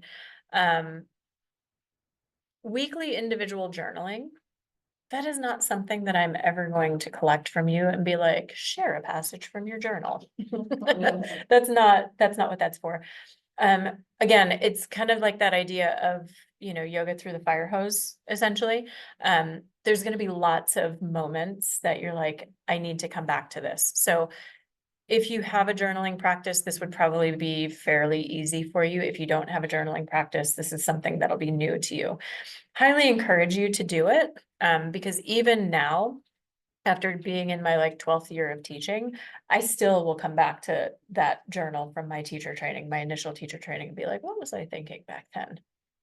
Goodness, was I a different person? But it's just interesting, some of the nuggets that you forget about, right? So just, if you are so inclined, I highly encourage journaling. This other bullet here, friends and family class and observations as assigned. I'm going to put a pin in that and kind of come back to that because that's where I'll get the most questions. So for now, I'm just gonna skip on to the pre-recorded content. The way, so in 2020, Yoga Alliance changed the requirements for yoga schools, and made it so that we have to have a very specific amount of hours dedicated to very specific topics. And they also knew that that would be a lot of change to the program. So they allowed us to do some of it in pre-recorded content. And so that's what that is essentially. So there are topics like history and traditions of yoga. There is theming and different like subtle body videos and things like that that are required for you to complete the quizzes as part of your requirements for graduation. Part of that also was about 20 hours of anatomy, which is a lot of anatomy. It's a lot of sitting in front of a computer. And so what happened is over the last few years, we've gotten a lot of feedback that that is just like super overwhelming for a lot of students. And while the information is very valuable and very important for you going out into teaching to have this background knowledge, it's not stuff that you're necessarily going to use in your teaching as a brand new yoga teacher, right? It's good to have, and it's good to understand the mechanics of the body and all of that, you know, bodily systems, but it's not something that we need you to know front to back walking out of here.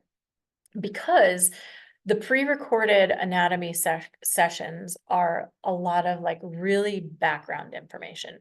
You're going to have about 18 hours, give or take, of anatomy in person, right? Where you're going to reiterate all of that stuff that you're learning via the pre-recorded sessions.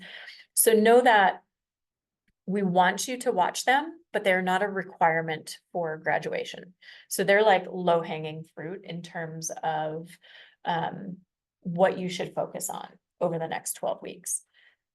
If you look at some of the handouts, if you look at the handouts for particularly sections 1 and 2, which is very like baseline musculoskeletal stuff, if you look at some of that, the handouts, and you're like, I have no idea what any of this stuff is, then I highly recommend that you go and watch the first 2, parts 1 and 2.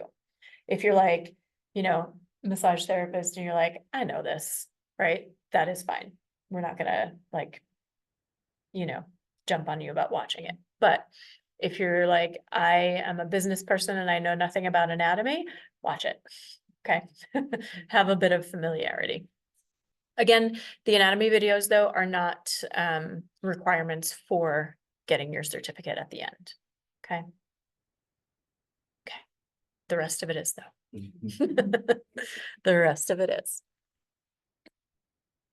What I would suggest to you is to kind of set yourself up with a schedule. So you take the schedule of classes that you're in person for, look at the pre-recorded stuff and kind of set yourself a schedule so that you're on top of it. Or you can also be like, I'm not going to deal with any of that until closer to the end, and then I'll just watch it at the end. That's how I work. I don't recommend that to anybody. I'm like, I work best under pressure. Do you? Do you though? With the pre-recorded content, I'll just let you know the yoga history and traditions, it's about 8 hours total. It's broken up in parts 1 to 5. So digestible chunks. It does say here, it's best to attend the Sankalpa workshop prior to completing part 3. So Amber will be here in person with you to do the Sankalpa and then watch part 3. Okay. If you do it out of order, you didn't break anything. You're just fine. It'll just make more sense. Vayus is about 3 hours. There's some crossover with the chakras, and it might be useful information for the chakra nights. So if you are so inclined to watch those but before Tuesday, cool. If not, no big deal. We're going to go over them anyway. Theming again is due by the end of training. It might be beneficial to complete that before the friends and family class as well as the teach out. But again, I'm not gonna like check every little thing and be like, hey, you didn't do this. You didn't complete it, right? Like you do it at your pace, okay? Pranayama and meditation videos I haven't released yet, and I typically release those after we have our in-class sessions because they tie in.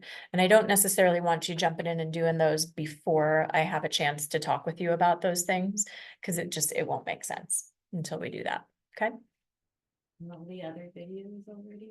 All the other videos are there except all of the anatomy videos. I'll release the rest of the anatomy videos.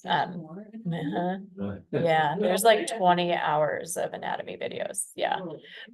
Mhm. What did I just say about those though? What did I just say? Those grunts over there. It's a lot. I told you. It is a lot. The best thing I can tell you is make yourself a schedule, take it one day at a time, sometimes 1 minute at a time. Okay. Okay.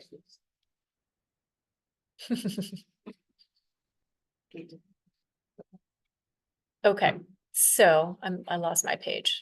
Of course I did. Let's talk about, are we feeling okay with all of that information that I just threw at you? Okay. If you have questions, you will have questions. You can find all of the answers in the manual. If you don't find what you're looking for, reach out to each other. Okay.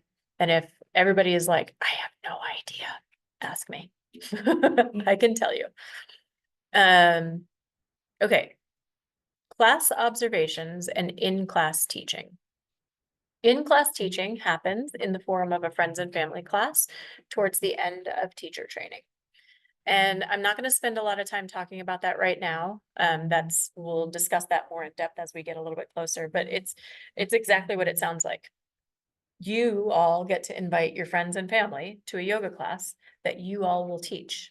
Okay. And it's kind of like a little round robin where you'll teach a small section and it'll just kind of like, you'll be passing the baton essentially.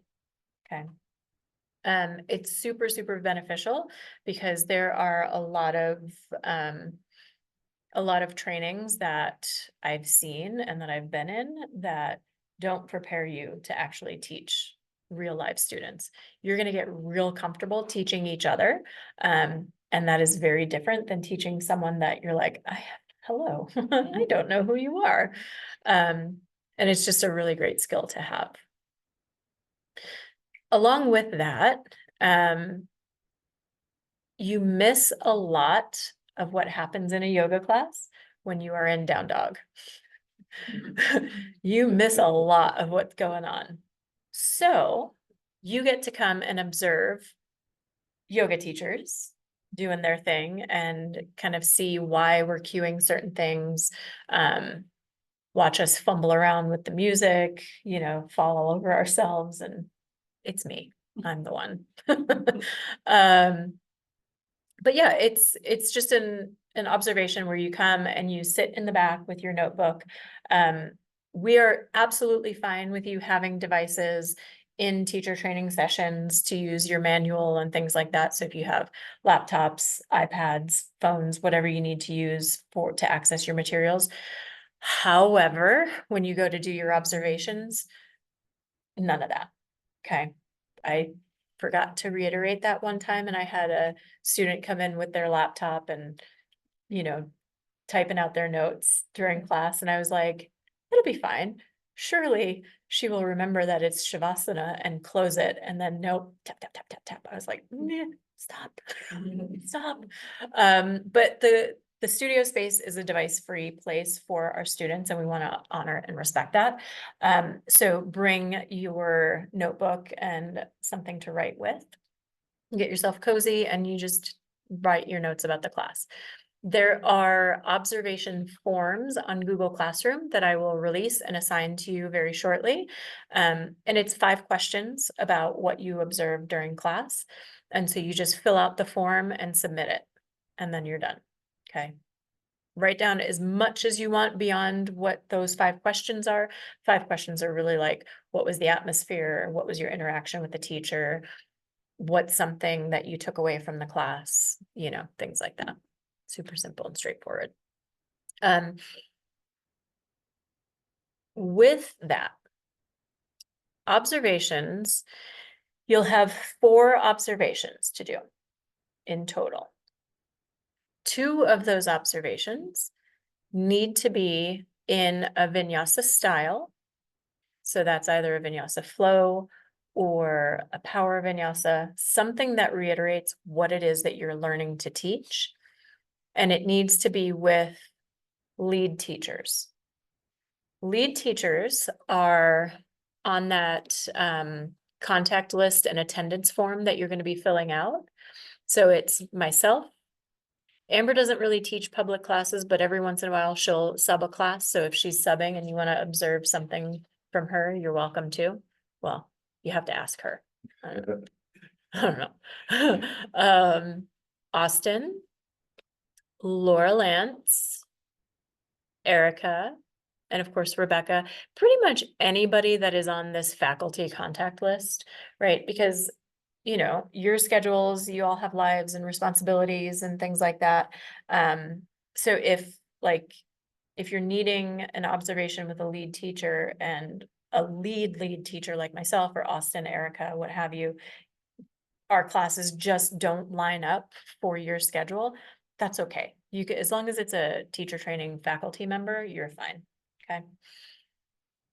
So 2 of your observations need to be vinyasa style with a faculty member / lead teacher.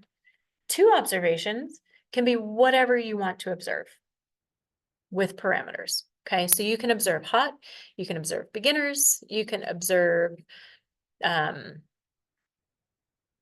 don't know, what else do we do? Yin, gentle, all that good stuff. The only 2 classes that we ask you to refrain from observing is adaptive yoga and curvy, though now we're calling it blissful bodies yoga. We'll talk more about the whys behind that. But generally those are very specialized classes for specialized portions of the population. And we want to keep it a safe place for them, right? So we'll talk more about that in the inclusion module, but those are the 2 that are kind of off limits, okay? When we do the observations, do we just show up or do we have to like set it up ahead of time? Like, what does that look like? Good question. Yeah. Don't just show up. There's contact lists for all the teachers. So just send them a quick email and just say, hey, I'm so-and-so with teacher training. I'd love to observe your class, date and time. 9 times out of 10, we tell you, yep, absolutely, come on over and we'll do it. If we tell you no, don't take it personally. It's simply that we already have people observing at that time. And each teacher is a little bit different on their preference. Like, I don't mind. I'll have 3 of you observing and it's totally fine by me. But some teachers teach in a smaller space or they're just not comfortable having that many people. So if we tell you no, don't take it personal. Usually if we're like, no, not this week, but next week works. Yeah. And if you just show up in my class and you're like, hey, can I observe? I'm going to let you. It's fine. But don't do that to everybody. Don't do that to everybody. What questions do you have? So the 10 classes we attend and the 4 classes we observe are 2 different things. Correct. Okay. Yeah. Yeah, I'm going to talk about those 10 classes here in a moment. What else? How many hours can you miss before you have to come back and make up time? 10. Is there a class that we should not miss? Like, Good question. Mine. I'm kidding. No, I mean, you know, it's best to be here, right? Be here if you absolutely can be here. If you absolutely can't be here, it's understandable. That said, if you miss a class and you're within that 10 hours and all you have to do is make up work by watching the video, if you're like, I would rather be in person and I would rather see the class and experience the class, then that's okay. Just let me know and we'll get you plugged in. Yeah, so you can audit. You can come back and audit the class. Yeah. Good questions. Okay. Are you ready to move on? Okay. So the 10 classes that Ashlyn was talking about, that is for your own practice. So it is part of the requirements for the whole 12-week certification and all that good stuff. But why? Why are we making you take 10 classes? Teacher styles. Mm-hmm. Yeah. De-stress. De-stress, yeah. Yeah. While you are going to be immersed in all things yoga for the next 12 weeks, you're not going to be doing a lot of personal practice, right? And what that means is, yes, you're going to be doing poses, you're going to be learning meditation, you're going to be learning pranayama, things like that. But you're not going to be taking care of yourself in the way that your own personal practice takes care of you. Number one. Number two, it is to reiterate what you're learning to teach, right? So those of you that are very kinesthetic learners that learn by doing, getting it into your body, this is going to be beneficial to you, especially, and I highly recommend this, to go to intern classes. Intern classes, most of them are still going to be teaching the sequence as you are learning it, right? They're going to change it up here and there, little changes. But if you come to my class, which is great, I want you to come to my class, but I am going to be teaching very differently than what you're learning to teach. The nuts and bolts are still going to be there, but it's going to be very different. So it's going to be to reiterate what you're learning, but then also there is this thing that happens with newer yoga teachers. It happens with older yoga teachers too, where our own personal practice starts to kind of wane, right? You start to teach more, right? And you're immersing yourself in all things yoga and you're like, well, but I'm going to teacher training. I don't need to do my own practice. No, you do. Yeah. So it's to set you up for success in that, you have that habit of still maintaining your own practice. It is so, so important to maintain your own practice when you're teaching. Okay. We'll talk more about this concept as we get going, but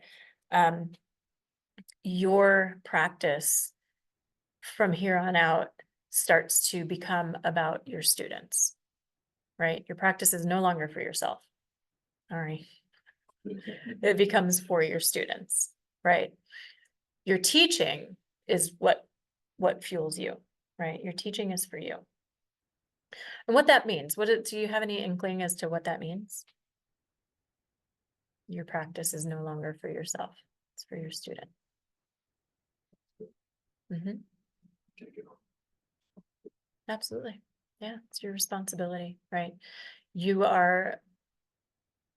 As you are practicing yoga and moving your body and breathing, you are essentially uncovering your own habits, your own patterns. You're learning about what feels right, different concepts and things like that, so that you can then translate that to your students, right? I can't tell you how to move your body if I'm not moving my own body. I can't give you nuggets of wisdom if I'm not practicing, right? If I'm not maintaining my own spiritual practice. That's another spot where imposter syndrome really starts to bubble up, right? If you are not practicing. So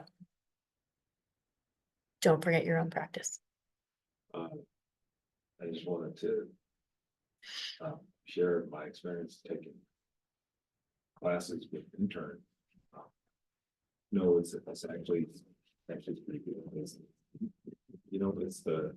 regular sequence. It's just done in such a way where it's kind of mechanical, but I say that good. Because it's just kind of like repetitive and it's actually pretty good. You get to see their progression, and it's fun too, because you're all gonna be learning the same sequence. But you're not all gonna be teaching the same class, right? You're gonna have the same series of movements, but your class is gonna be vastly different from your class and and it's because of you and what you bring to the table. So, yeah, it's fun to see. Okay.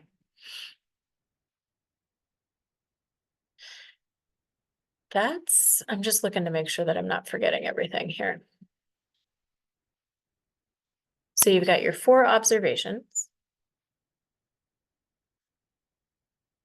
You've got your pre-recorded content and assignments that correspond with each. You've got the friends and family class. There's, oh, so this is funny. There's 2 reviews that'll be released at the 4-week and the 8-week mark for the training. It's really just to make sure that you are getting everything that we hope you're getting. It's not pass fail by any stretch of the imagination. And also remember that we're yoga teachers. We're not very good test makers. Some of the questions are pretty obvious. Some of the questions are super obvious, but again, it's just to kind of help you keep track of making sure that you're understanding and things like that. And they're also good topics to kind of lead into your meetings with your mentor. Like if there's a question on the review that comes up that you're like, I don't remember even talking about this, like it's good to, bring it up in your mentor meeting and things like that. Cool. Okay. Your 3 mentor group meetings that are about 30 minutes each. Makeup work for any classes or hours missed. There is a final assessment and exit interview. Again, not pass fail. I'll give you a week to do them. You can use your notes. It's pretty easy. 10 classes taken at Cambio. If you deposited at an info session and those classes were not put on your account right then and there, let me know and I'll get them on there for you. And if you're like, I have no idea if they were, I will check and I will go through and make sure that everybody has them. Okay. Is there anybody here that knows if you have them or not? You don't? Okay. There was that weird thing, I put the deposit at the, Oh, and it was mhm. applied to a different account. I think I added it, but I'll double check. Yeah, Yes. of course. I don't think. Okay. Got it. Yeah, I'll check and probably just put it on everybody's account. It's fine. No, I'm kidding, but not really.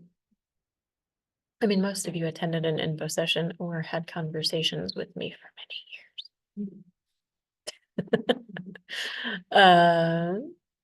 And then just know that I am your main point of contact for any program, process, scheduling, payment, all of that questions. No, I don't have answers to any life questions, Ben. No, I thought we established this already. Oh, I am the technical person. No, but honestly, yeah, I can help with life questions too. I may not always have the answer, but I can try. Okay. Questions, comments? Okay. So, I give charity. Things like that. However, some of the solicitations, like maybe at the retail place, you're getting something, and say, hey, you wanna give this or that. Sometimes I don't do that, but what I do is I share a charitable spirit while I'm saying no. A lot of times it goes like this, hey, would you like to donate to the I'm like, no, thanks. That's it. And that was just saying, I don't know what I wanted to share. I love it. But it just reminded me of how Kristen says, but she says it in spirit.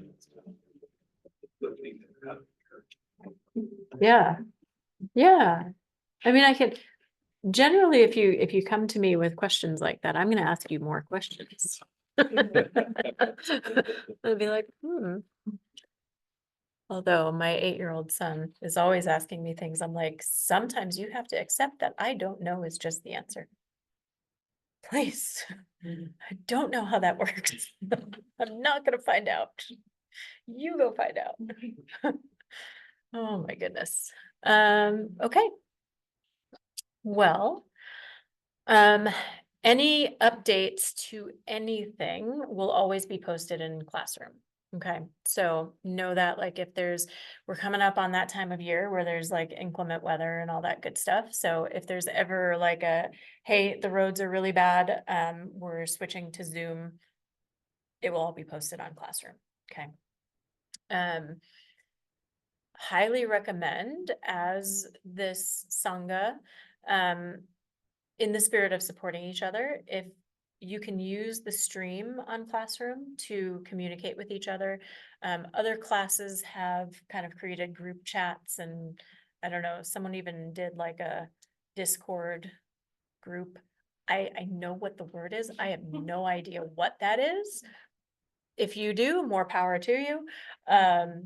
But like just ways to communicate with each other, because then maybe go into somebody's class and, you can invite other people to join you at a class, so that while you're not necessarily doing a class all together, maybe some of you can go do a class together, or maybe it is that flex time and somebody, wants to watch videos together or something like that. You can use that to kind of communicate with each other. Okay. Highly recommend that. Some of the more successful groups have taken time to get together to practice teach. If you ever are like, you know what, I want some extra time to practice teach, let me know and I can coordinate studio space for you. Okay, so just let me know, like, hey, we want to get on it and practice teach, and I'll get you some studio space. Okay. What else? I feel like I'm forgetting something. I probably am.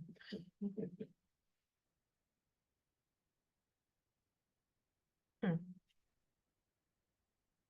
was it. I'm gonna release these observation forms for the in-class observations, just so you can take a look at them and see like what some of the questions are.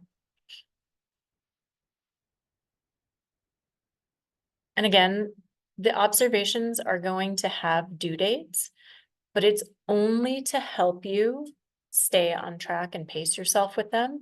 So that way you don't get to the end and you're like, crap, I have to do 4 observations. Because if you all do that, and then you're all trying to get in to do your 4 observations, we're all going to be like, no, there's too many of you.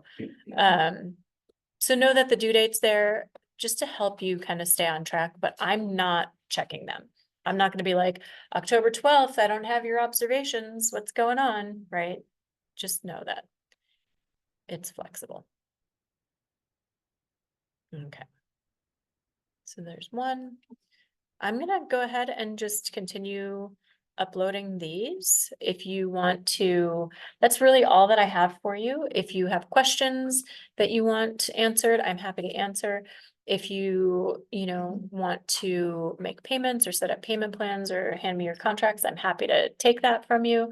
If you're like, it's gorgeous outside, I'm going to go get some fresh air, go for it. Okay. But I'm going to be here for the next like 30 minutes or so, and I'm here to help you if you want to fill out your contact form, whatever you need to do, okay? All right. Thanks all. I'm so excited for the next 12 weeks. It's gonna be fun. I'm actually gonna stop this video.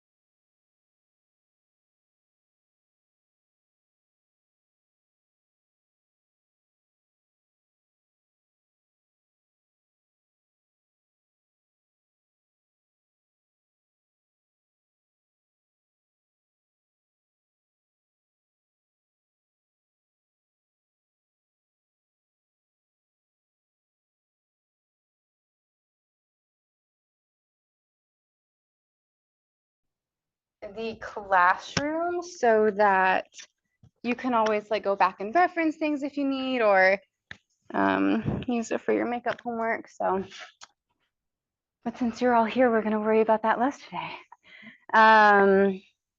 But yes, this is kind of like your first like content that you'll do. So this is called a posture clinic. Posture clinics are when we learn to, we teach you, oh boy, words. We teach you how to teach yoga to others. And so like Rebecca said, you're going to be learning the sequence that she just taught you. And the really cool thing is, so on Teach Out Day, all 12 of you are going to teach that sequence. And it's going to be 12 different, like vastly different class experiences, because Rebecca taught that like Rebecca teaches.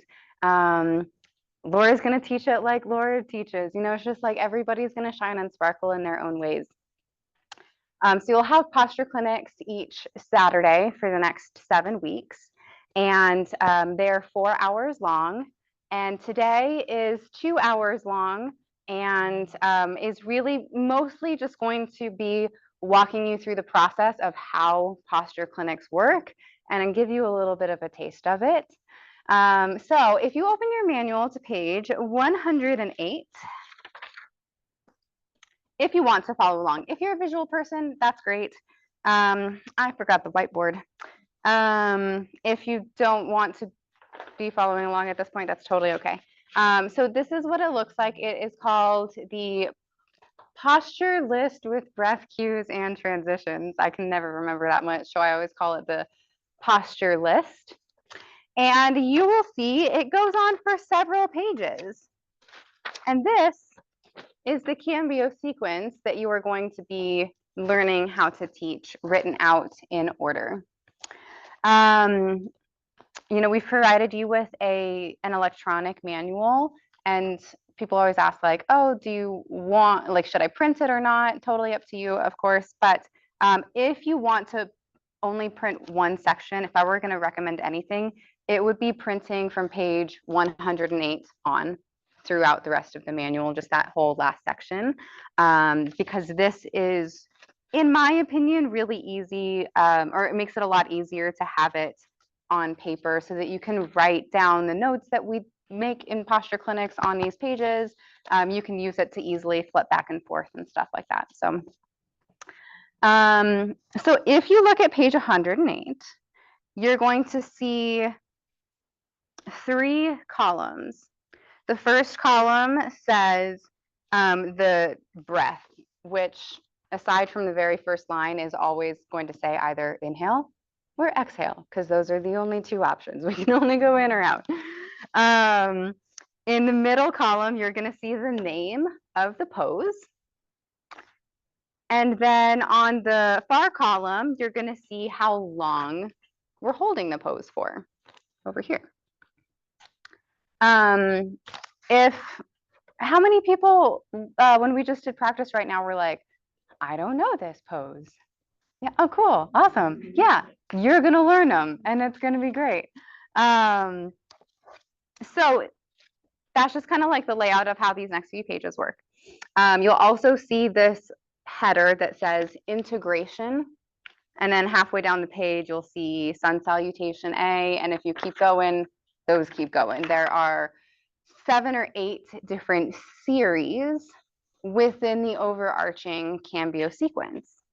And so when you come in on Saturdays, we're going to break that down one by one. So today we're going to do, well, it's not going to happen. In a miraculous world, we would do all of the poses within integration. This is the only time we're not going to get through all of the poses. So if you're watching the clock and being like, we have 5 minutes left and we've only done 1 pose, I mean, it'll be a miracle if we make it to 2. So just since there's so much like foundational work to be done. But from here on, every Saturday when you come in, this coming Saturday, it's going to be sun salutation A. And that's what you're going to learn that day. And then the next week you're going to come in, it's going to be sun salutation B. And I really like that the sequence is broken down into these series, because it is just kind of like little bite-sized chunks. And every week you're going to be like, okay, I'm going to work on this little bite right here, and then we're going to build onto it and add on to it so that in 7 weeks, you're going to have all of the tools and skills to teach this sequence. And then you get 12 minus 5, 4 or 5 more weeks to practice it all together and to really hone in on your skills. So I can't, here we go. I'm like trying to make sure I can see all of you. What else do I want to say about that? So pages 108 throughout the next couple of pages, this posture list is the bare bones. It's what I sometimes refer to as like the skeleton of the sequence. There's no adjustments, there's no cues, there's no modifications. It is literally just inhale, tabletop. Hold here for 3 breaths. Exhale, cat. Inhale, cow. And so it is as basically dry as you can get it. Now, if you flip forward a couple of pages, and I apologize, I don't have the, it might be page 114. You will start to see each individual pose on its own sheet of paper. And so we've got the name of the pose up here. Rebecca used a lot of lovely Sanskrit. She's super into Sanskrit. We will teach you the Sanskrit for each of these poses. You do not have to use it. If it floats your boat and it's cool to you, awesome, great. If you're like, that's too much, I don't know the name of the pose in English, totally okay. We've got a picture of the pose here just for general reference of what it looks like. And then down below, ignore this box in the middle of the page. That's not on any other page except for this one. And this one is special because it's the very first pose and we just have stuff to set up. But at the bottom here, you'll see we have cues, we have adjustments, and we have modifications. So cues are the words that we say to get people into the shape. If I were to teach you again and I just said, come into child's pose, 90% of you probably would be like, okay, I know what to do with my body to get there, but there might be a couple of people who are like, I've never done child's pose before, what do I do? And then in that case, you're going, well, whether people, it looks like they know what they're doing or want not, like we always want to support them with these follow-up, with these cues. So these are, and we're gonna have you, to the best of your ability, memorize. We're gonna talk about like why we give these cues, what's important about them, any ones that are specifically like safety, like, hey, circle and star this one, things like that. You're not going to give everyone every time. And if you say it a little bit differently than what's listed on here, that's absolutely okay. But you're just kind of going for this general stuff. And you're honestly, at first, you're just going to be praying. You're like, I just hope anything comes out of my mouth. I don't care if it's on the page or not, just something come out of my mouth, please. And then you'll see the adjustments, which are the hands-on adjustments that we give for each of these poses. And then you'll see modifications. The modifications are things that might make the pose more physically accessible. It might make the pose more challenging. It might incorporate a prop to do either of those things. And this is the modifications. Some of them are going to be realistic to implement in a vinyasa class. A vinyasa class is fast-paced. I would love to guess at how many words Rebecca just said at you with sometimes very like snappy speed, right? You've got to really be on it. So some of these modifications are easy to kind of slide in. Option to drop to the back knee, option to keep it lifted. Some of these are going to be less realistic to implement in real time, depending on where it is in the sequence, if you're holding it for longer, if you're moving one breath per movement.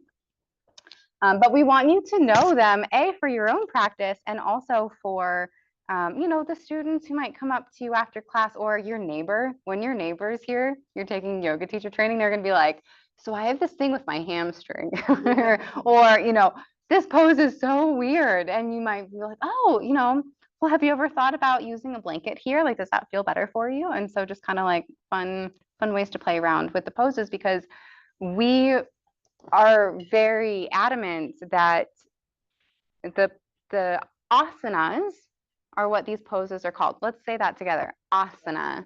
Asana. Yeah, and you hear that at the end of each pose name. Utkatasana, Balasana, Shavasana. It means pose or to take the seat of. Each of these asanas can be tools in the body, but them being tools, like we don't want to force you into that shape. It's not about the shape. There's safety in making sure that you have safe alignment so you're not going to injure yourself. But as long as that's happening, like we had 13 different shapes happening in here while we were practicing. And so really using what we learn along teacher training to help build the pose around your body and around your breath rather than trying to cram yourself into a shape. And that's some of what those modifications can do for you. What questions do you have so far?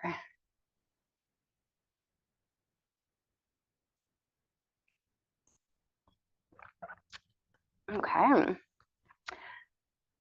Well, let's get into it, shall we? We're going to revisit this box up here before we even get into cues and adjustments and modifications for child's pose.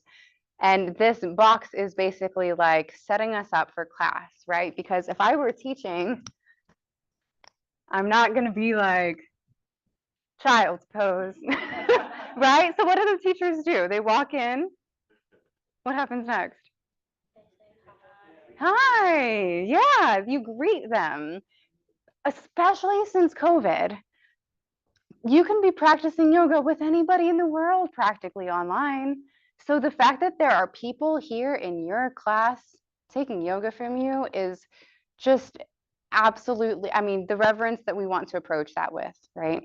So you sit down, you greet your students, welcome them, give them that little bit of appreciation and gratitude for being there today. And some of the qualities of the yoga teacher that you all talked about this morning, right, were like that sense of belonging and excitement that they're there and really welcoming with that and helping them feel like, oh yeah, I do get to be here and what a joy it is. You also want to include your name. That's just a good rule of thumb. People may not remember it afterwards, and that is nice because then you can also be like, bless you. Like, oh, will you tell me your name again too? And then the class, like the title of the class and the time of the class. So especially at a studio like Cambio where we have multiple classes happening at once, I would really hate for one of my beginner students on Sunday mornings to wind up in the hot class on their very first visit. Actually, that might, I mean, no judgment there, but you know, you'll want to be like, oh, hi, my name is Erica. I'm so glad you all are here. Thank you so much for showing up today. This is your 9 a.m. vinyasa flow. And then you have that student who's like, I'm supposed to be in yin right now. Like, let me just collect my stuff and run out of the room. And so it's giving them that option to make sure they're in the right place in the right time. And then we'll guide them into child's pose from there. You notice that Rebecca, she read you a little poem this morning. She kind of talked about setting intentions for not only this practice that we did, but all of teacher training, and that's called theming. Before child's pose happens is a really nice place to introduce a theme for your class.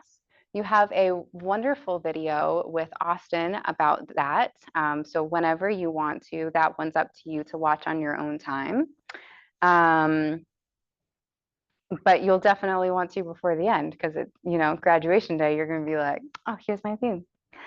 But for now, and until you watch that, like, no worries, just we'll practice though doing these things right out of the gate. Hi, my name is Erica. Welcome to your 1:30 vinyasa flow. I'm so glad to see you all. Let's get started in child's pose. Sound doable? Okay. Turn to a person closest to you and take 60 seconds and each of you practice saying that.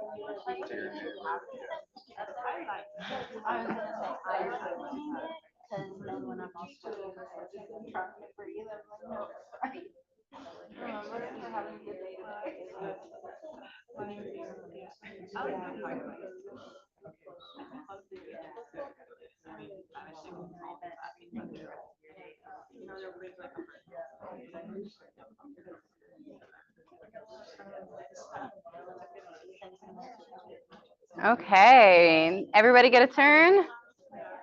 All right. Hey, you said words to each other. Way to go. All right. Was that like, who felt weird doing that? Oh, okay, most people. Sounds about right.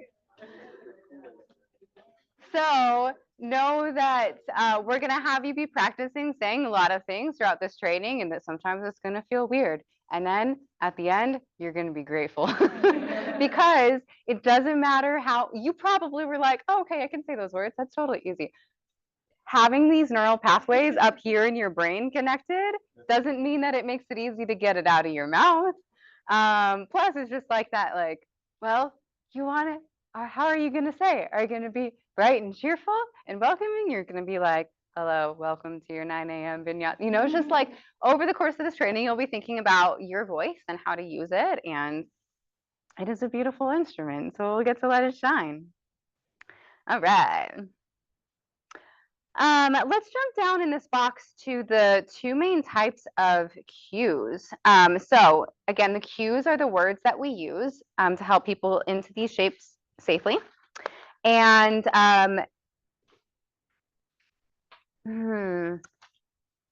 when we give cues, you'll see all of these cues here listed. Big toes together, knees wide, hips to heels, forehead to mat, reach arms forward, spread fingers wide.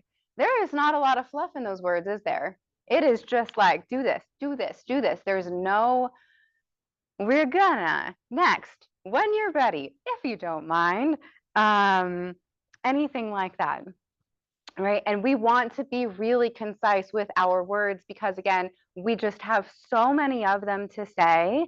And Rebecca did such a great job of this. We're like, her personality really came out in that, you know, she was having this jam out and just like, that's what you want. You want enough extra space to layer in your personality, some dad jokes, something about your theme, something to get the class laughing if they're a little too serious, or to support them if they're having big emotions, right? And so any extra words that we have room for, that's the type of stuff we want it to go to. We don't want to be wasting all of our extra words and energy and time with fluff words and filler words.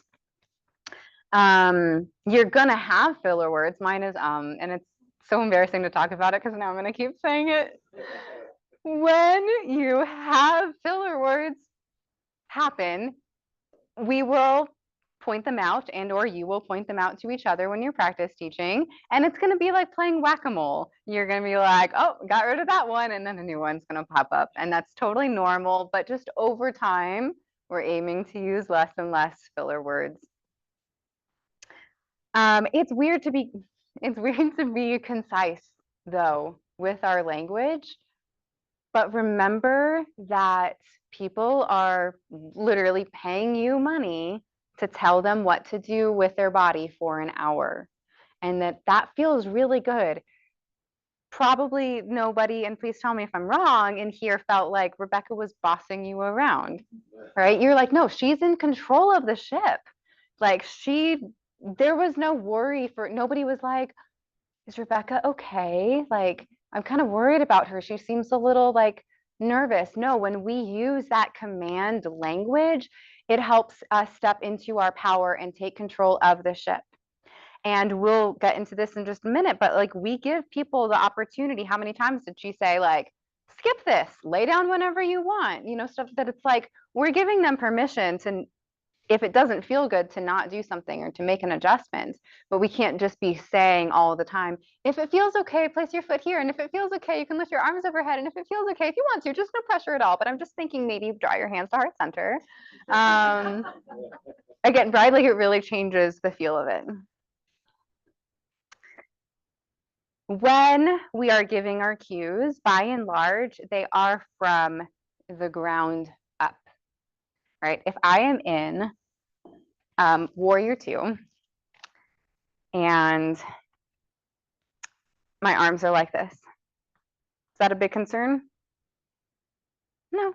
I mean, it'd be cool, it'd be nice, it'd probably feel different if I were like, pew. But if you have a student who's like, that's okay, they're not going to hurt themselves up here. Where are they more likely to hurt themselves in their body? Yeah, knees, ankles, like somewhere closer to the ground, somewhere that's bearing weight. So in a lot of these poses, it is like our feet, legs, ankles, knees, hips, stuff like that. What is bearing the weight in crow pose? Your wrists and the hands, yeah. So most of the time, and then you have ones like downward facing dog where it's like, well, both. So regardless of what's bearing weight in your own body, you want to be thinking about what body parts are closest to the ground. And those are going to be the most important cues for you to give so that you can kind of build from there as well. And if you only have, there's 6 cues for child's pose. Most times you're not going to give most of the cues that are in here. You're going to kind of pick and choose.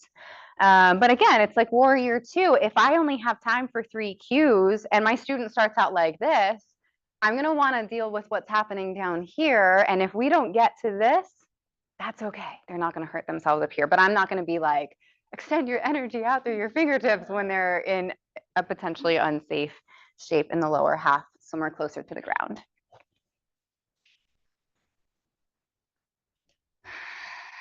That truck just took all of my thoughts. Oh, okay. So write down and leave a little space in your notebook or your phone, whatever you're taking notes on, these 3 words: breath, pose, cue.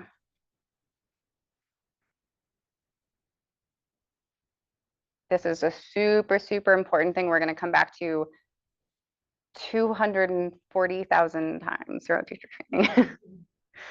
So breath, then the pose, then the cue. This is the order that we are delivering this information to our students. So I'm going to say, inhale, warrior 2. I said the breath first, inhale. I said the pose, warrior 2, and now I'll give them some cues. Front toes pointed straight ahead. Back heel kicks out away from you a smidge. Front hip spirals open. Extend energy through the hands. Okay, so why that is important, this is actually one of the, at the fundamentals of all teacher training, one of the things that I'm so grateful for learning, because I've taken classes with world-renowned teachers who don't do this, and it was painful. Again, it keeps it concise, it keeps the class moving. If I say, inhale, warrior 2, and Gabby comes up into warrior 2, and then there happens to be a new student in this vicinity, and they're like, I don't know what that is. Well, now they're right behind Gabby, they got eyes on Gabby, and it's like, oh, okay, I understand, kind of like we're doing something like this, and it gets them into the general shape faster. And then the people who do know are like, okay, yeah, warrior 2. Now we can come in with the cues and start to refine it. When you have your first anatomy session, you get to talk a lot more about the different types of cues, when you might use ones that deal with the body more versus when you might do more woo-woo ones.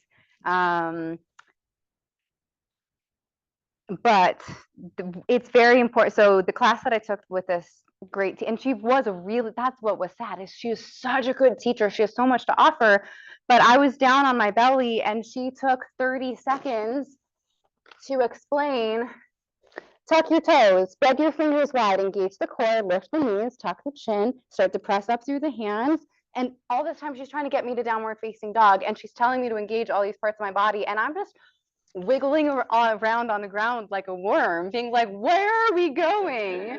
And then eventually, finally at the end, she was like, we're meeting in downward facing dog. And I'm like, why did you not say that? I would have, that was not what just happened. And so it gets us to where we're going faster again, so that we can be efficient with our time, we can make the most out of it, and we can save our students from frustrating experiences. Yeah, Ben. It's an excellent what? Point? Why?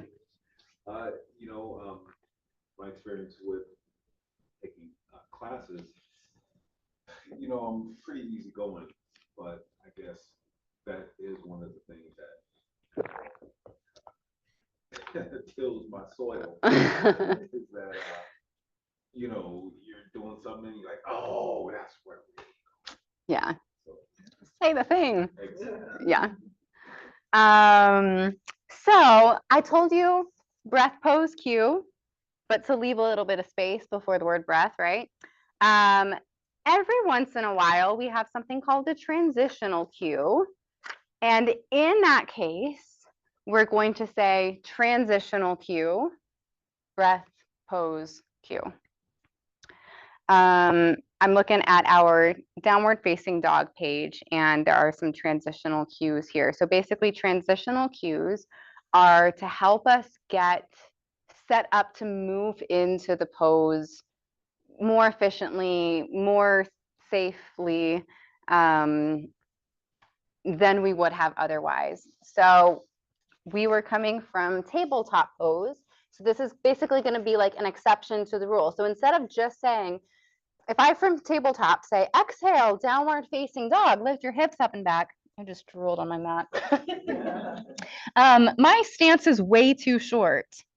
So from tabletop, if I say, move your hands, one hand print forward. Exhale, downward facing dog, lift your hips up and back. Right? Like that's getting me set up so that I can move into the shape with more ease and with more awareness to my alignment. It's not all the time, but every once in a while we do have these transitional cues. So who can say in their own words back to me this whole breath, pose, cue thing, why it matters, when to use transitional cues?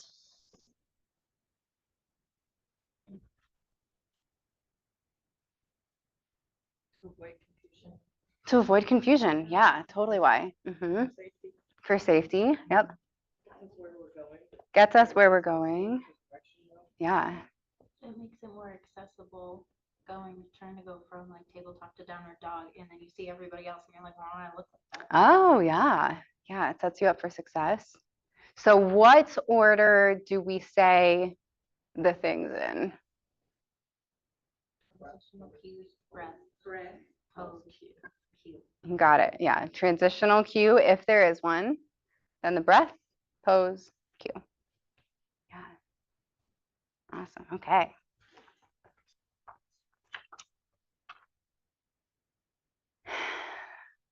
When do you show the class how to do it? Like, let's say everybody's not, they're confused and like you read the room, like do you go in the front and do it? Really great question, Hannah. Yeah, so you'll notice that Rebecca did not do the yoga with us, except for core. She joined in. For some of core, I think she might have been adjusting somebody in bridge pose. And then she demonstrated crow pose. And that is by and large how it goes. We do not have you demonstrate or do most of the yoga with them so that you can, A, be walking around to give hands-on adjustments, and B, eventually, it's not going to happen right now, but eventually you're going to be choosing specific cues based on what you see your students doing and needing. And so if you can't see them, how are you going to know what to tell them to do? You're going to be like, and oh, this is the worst too, if like somebody's like demoing and then they've got their back turned to you and you're like, oh, you know, it feels really good in my body right now. Okay, everybody squeeze your legs together, draw the back shoulder over the hip. And you're like, you're just cueing around your own body. I'm totally missing out on all of you. And even if I were facing you, I'm still gonna probably be more tuned into what's happening than to you, or I'm gonna be focusing more on you and then risk hurting myself because I'm not paying attention to my body. So we do have you at a couple of points during the sequence. Come on down and demonstrate so that you learn how to give really good, solid demonstrations. The big one, and Rebecca chose not to do this, was demonstrating the half series. So you're going to learn that this coming Saturday. So you're going to learn, okay, what are our options for the half series? How do I do them? And you're going to come on down. I'm going to do this from my knees, so from high plank. And so you're going to get really good throughout the rest of teacher training, feeling confident in bringing people down to the mat. And so if there are times, and sometimes it doesn't have to be such a big to do, you may not, maybe it's chair pose, you know, and I teach beginners, so I draw a lot on that experience, but it's like if you say chair pose and you expect everybody's going to know what to do, and then you give them the cues, but they're just like, I don't, that actually happened in one of my classes. Yeah, I was like, okay, so I had them from chair pose, I had them airplane their arms, and I said ground down through the left foot, inhale, right leg lifts, one-legged Tadasana. And I'm expecting people to end up in a shape like this. And what happens is they go like this, or no, yeah, it was like this. And I was just like, okay, well, that's not going to work for what we've planned. So that was one of the times you might jump up in front of them and be like, yeah, just like this.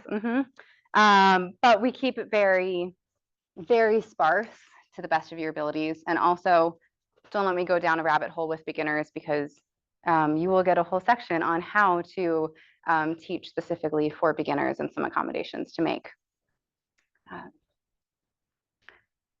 Okay, I'm looking around, making sure I know all of your names. I think I've got them in my head. I'll have you test me at the end of the day. Okay, so that just leaves us with actually doing child's pose. So let's talk about it. So our cue, so I'm not, hey everybody, welcome. So happy to have you here. This is your 9 a.m. Vinyasa flow. Let's get started in child's pose. Bring your big toes together, and please feel free to move around if you need to see better. So bring your big toes together and knees wide. Those two cues really pair nicely together because they get the whole like baseline happening in the shape of this pose here. If we don't have the toes together and the knees aren't wide, that ends us up in, well, it's a very different pose that this is not good on my body. And so we want to make sure that the big toes are together, and we're kind of creating this triangular base here. This, as we bring the knees wide, is our first hip opening pose. A lot of people are coming in, and let's say it's after work, or also we live in Colorado. So it's like they've either probably been like sitting at a desk all day or hiking all day. And it's just a lot of this like closed hip, forward motion, if there is any motion at all, or like this. And so we're not going to get into deeper hip openers until a little bit later in the sequence. But what we can do for now is offer the knees wide to give us a little bit of, it's kind of meeting us in the middle, where it's not totally closing the hips off. It's not something that's extreme for most people. This might also be extreme for a lot of people. And that's where the modifications will come in. Hips to heels. And I would actually encourage you to reword that to hips toward heels. What do you find is the difference there? Hips to heels versus hips toward heels. Yeah, Ashlyn. Hips towards heels is kind of like get as close as you can, where like hips on heels or hips at heels is like this is where you should be. That's how deep you should be, rather than go as far as is comfortable or doable. Yeah, absolutely.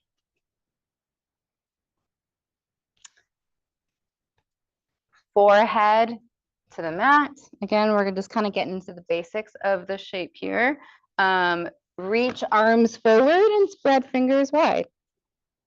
And there you start to see with those, especially that last one, spread fingers wide, right? Like all of the others are really just kind of like getting us into the basics of the shape. Spread fingers wide. If you have to choose, if somebody's like, I have no idea what child's pose is, and you have to choose between big toes together, knees wide, forehead to the mat, and spread fingers wide, this is a lot less impactful on the overall pose to somebody who doesn't know the basics of the shape at all. So this one, finger spread wide, I think it adds a lot and I love it. And it's really important to my practice. But if we have to spend time talking about everything else too, I may let this one go. Yeah. You're going to be like picking and choosing your battles. Yeah. Okay. So we've gotten everybody into the shape, and let's flip back here to page 108. So in child's pose, it says that we're going to hold this for 1 to 2 minutes. And thank goodness, because we got some things to talk about. First off, why do you think that we do child's pose as our first pose? To ground, yeah. So we are rushing in. Honestly, it's so heartbreaking how many people like stress and they're like walking in at the last second. They're like, oh, I'm so sorry. It's fine. I'm like, it's okay. I promise it's gonna be okay now. But that is the life that we are living in, right? It's just very fast paced.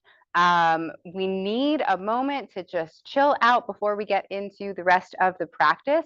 It's a very introverted pose. You have your face on the ground. You have your arms up by your ears, blocking off anything that you could see. I mean, it's not really blocking off your hearing, but it's kind of signifying to your body just a little like,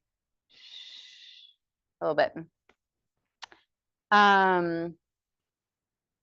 So your job in posture clinics moving forward, if we forget to tell you why we do a pose and why we do it at this point in the sequence, your job is to ask us, why do we do this pose right here?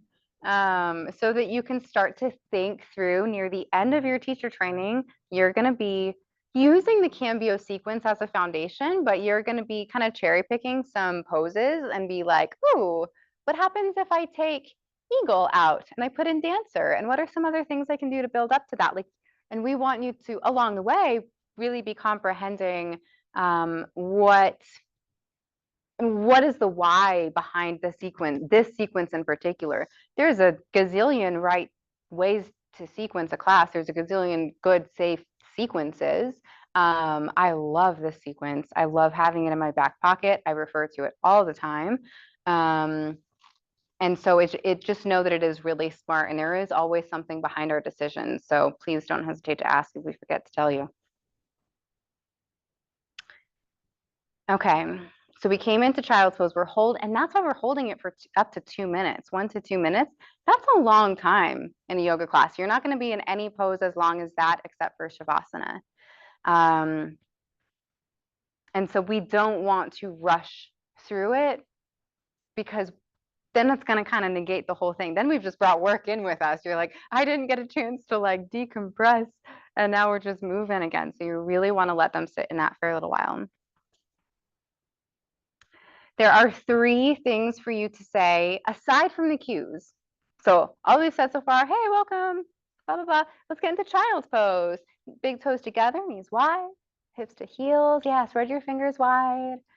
And then at this point is when you're going to stand up. You're going to go turn the music on. You're going to take a breath. And then you have 3 things to tell them from here. Ujjayi breath. And go ahead and turn on your Ujjayi pranayama. Breathe in and out your nose with a soft constriction in the back of your throat. I like to say, like you're fogging up a mirror. Or depending on the demographic, it might be like ocean waves crashing on a beach. Or it sounds a little bit like Darth Vader, right? And so there's lots of different ways that you can say it, but something to convey that message about raise your hand if you feel super comfortable and confident in your Ujjayi pranayama. Okay, let's break it down a little bit. This isn't something that you would do in a vinyasa class. This is just for us. I always liken it to fogging up a mirror, and it is those same muscles that you use to whisper. So whisper, I don't know, whisper anything you want to whisper. Just be like, "Pa, pa, pa, pa, pa, pa, pa, pa, pa, pa, pa, pa, psh, psh, psh, pa, psh, pa, pa, pa, pa, pa." Yeah. Okay. You start to feel those little, it's like right here, these little muscles turn on a little bit.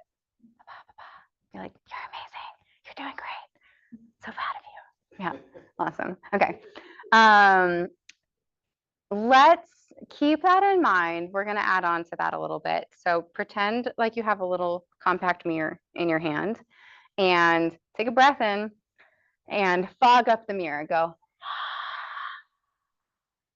Okay, I heard that a lot more than the whispering. So that's it. Let's build on to that again. Take a breath in. Exhale, fog up the mirror. Good. Another inhale. Now this time, seal the lips, fog up the mirror through your nose. Keep the lips sealed. Now inhale, still constriction. Get that Darth Vader on. Inhale. Exhale. Okay. I've got mine turned up pretty much as loud as it can go so that you all can hear.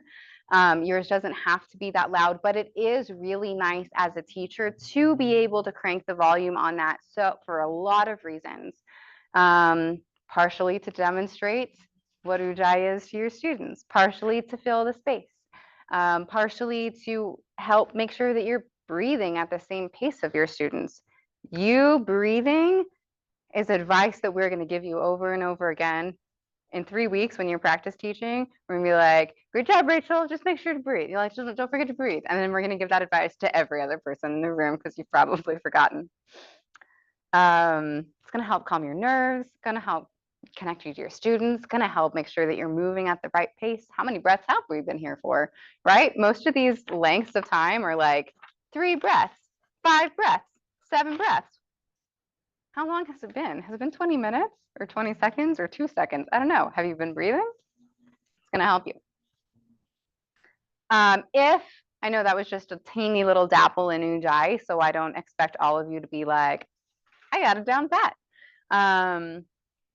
Keep working on it. Keep working on it when you're on the mat practicing. Keep working on it when you're sitting at a red light or when you're washing the dishes. I got my COVID shot last week, and that night I was so sick, and it was like I was so sick that it was just like, you're gonna be okay. It's gonna be okay. And immediately what I did was I started doing Ujjayi breath because it's like that's just now it's become kind of my safety blanket where it's like when things get really, really challenging, like that's the I know that my breath can take me through it and focus on the breath. And it can be a really lovely standalone breath. So be practicing it whenever you can. It took me at least halfway through teacher training for it to even be like, oh, I understand now those muscles that they talked about 6 weeks ago. So if you're like, I don't get it, that's totally okay. It'll click eventually. And even now, it may take me 20 minutes into a class before I'm like, oh yeah, that's how you do it. I just kind of forgot for a second. So it may kind of come and go a little bit, and that's totally normal. So however you want to offer that up to them, you're going to encourage, turn on your Ujjayi pranayama or your Ujjayi breath. Pranayama, essentially in this context is like breath or breath work. Ujjayi means victorious. And this breath in particular, helps you to really connect the body and mind. Like if you challenge yourself, if you've kind of got this down a little bit, spend an entire class with that strong Ujjayi and notice how much more grounding it is because it's giving you something to focus on versus inhale warrior 2. Did I change my laundry? Oh wait, I didn't add meatballs to the grocery list. Okay. Oh, are we in here now? You know, it's just like, it's going to really help keep you grounded in that moment. Energetically, it also warms the body as well. So there's just a lot of really great things to it. Let's say that together. Ujjayi. Ujjayi. Yeah. All right, the next thing you're gonna tell them about Ujjayi breath, and then you've got 2 minutes. I would encourage you to take a little breather, take a couple of breaths yourself before giving them the next thing. That way it's not like child's pose, turn on your Ujjayi breath. Stacey, you can come back to this pose at any time. Raise your hand if you want to adjust out of adjustments. And then you're like, that was kind of a whirlwind. So let there be some space as you go through these things. So the next one is safety. Safety is first and foremost, and I'm going to get on my soapbox again. Like, we don't want anybody to do something that they're not comfortable doing. A, it may not be safe, and B, what a really neat way to start to empower people. Do you know how hard it is to be in a class of 20 people and you are the only one lying down or in child's pose? That can be really challenging to be like, everybody else in this room is working their butts off, and I'm going to lay down and take a break. And then you walk out, and at first you're gonna be like, am I allowed to do this? Can they see me? I'm like, I'm just gonna close my eyes and pretend I'm invisible. But after a while, it's like, wow, when you have that ownership of your own body and your own practice and how you're choosing to spend your time, it is going to filter out into how you live your life outside off of the yoga mat as well. And that to me is one of my favorite things about yoga. So you're going to want to kind of give them that encouragement. Child's pose is a great pose to come back to at any time for any reason. And I try to word that very carefully so that it's not like, if you're tired and you can't hack it, I guess you can come back to child's pose. No, it's like, if you need to recalibrate your breath, if the emotions are getting big, if for what, and why am I even classifying this right now? I don't even like that. I would just say to them, you can come back to child's pose at any time for any reason. You let them decide the reasons. You don't need to qualify it for them. I mean, you can if you want to. And along with that, to modify the practice, however, whenever you want. There's a teacher, Cheryl Case, who recently just left the studio, but she's been here for a very long time. And she used to say, I'm like a GPS system. I'm just here to offer suggestions, but like, you take the route that you need to go. All right. You're going to say that, and you're going to let there be a little bit of time, and then adjustments. So we do provide hands-on adjustments, and we provide them for a lot of different reasons, primarily to help keep people safe first and foremost. If there is something alignment-based that we see as a concern, it is your job to approach a student and say, and it might look a lot of different ways. You might either provide the adjustment. So let's say, coming back to Warrior Two, right? Their front knee is like really knocking in, helping to open it up. Sometimes you might use your words a little bit more. I heard Rebecca a lot today say, press into my hand. That's more for like muscular engagement. I'm trying to think, it might be, oh, can you move your toes up here to my finger a little bit? Awesome. So it may require some verbal communication with your students. I would say that's great. And please, please, please, that's just something you're going to need to get comfortable with. But a lot of them don't. A lot of them are going to be kind of silent, but hands-on adjustments. So again, you kind of let them know however much information you think is right based on who's in the class. Rebecca, today it's teacher training. I'm assuming, hopefully, maybe not, all of you have done at least one yoga class before. So she didn't give too much information. She said, I'm going to come around with hands-on adjustments today. Raise your hand if you don't want to be touched. I'll respect your space. That is it. That's all that you need to say. You can give more information explaining what it looks like, what their purposes are if it feels right for you, but you certainly don't have to. And that she phrased it that very particular way. Give me a nice big wave of your arm right now if you do not want adjustments.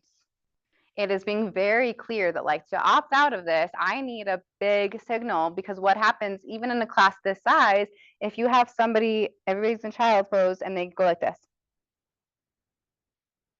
Are you going to see that? Probably not. And that's not great. So to give them that instruction, to be like, give me a great big wave of your arm right now. I'll be sure to respect your space. It's rare that anybody opts out of adjustments. Maybe twice a year, unless you have like a consistent student who, always opts out. And even that, yeah, I'm like, I've had one student who's consistently opted out.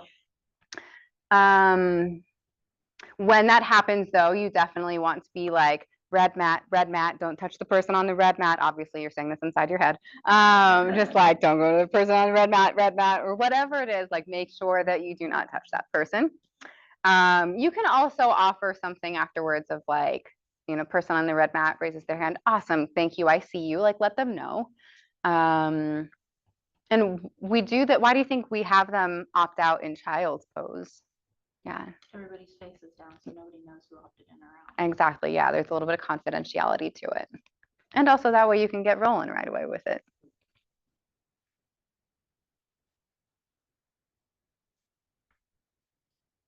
Okay, that was a lot of information. And so thank goodness we were here for 2 whole minutes, maybe up to 2 minutes to get all of that out.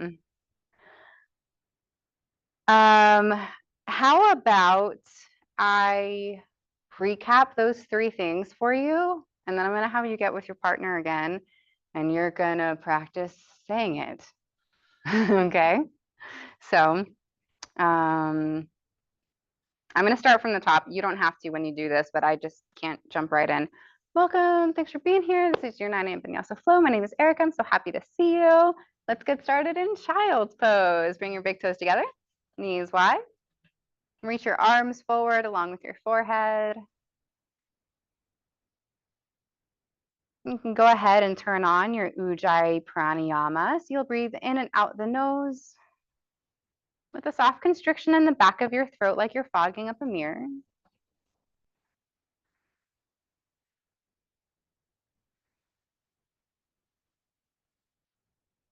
Now know that you can come back to child's pose at any time throughout this practice today. You can always take breaks, modify any of the poses however you see fit. Just please do what feels good and safe to you.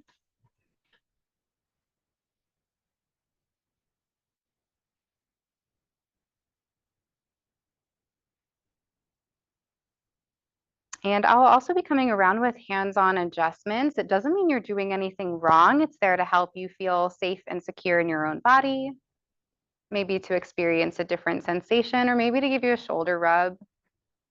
But if you prefer not to be touched for any reason, please give me a great big wave right now. Be sure to respect your space.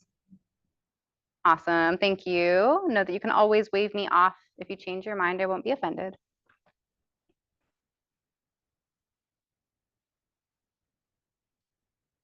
Okay, questions? We have a tool that helps us know how you are doing with getting this content into your sweet little head. It's called Fist to 5. So fist means I don't understand anything. I'm very confused. Somebody send me a lifesaver.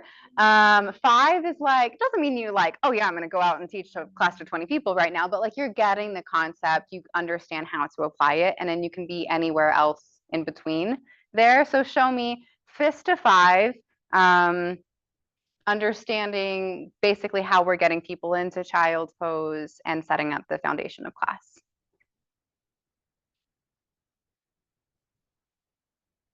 Okay, awesome. Any 3s and 4s have any questions I can clear up for y'all?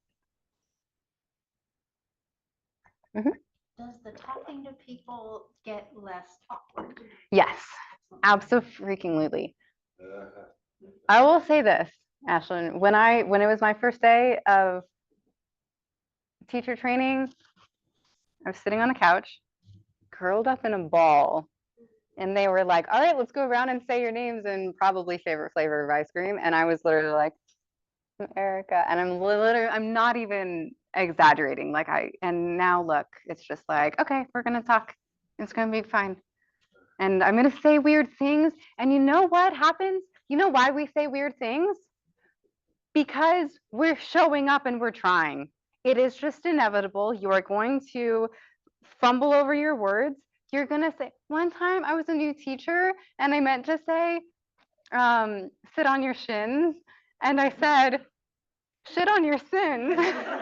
Like that stuff is just gonna happen. And okay, a couple weeks ago, not a new teacher anymore, I was somehow talking about holding the bowl of popcorn over your head and you sprinkled the cheese of your intention onto it. It was, I don't know how we got there.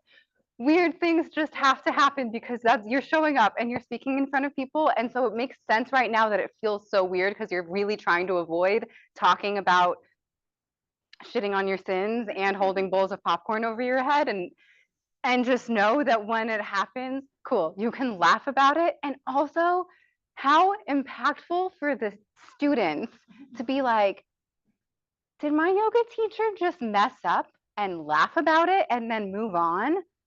Like they didn't beat themselves up. Am I allowed to like make mistakes and not beat myself up too?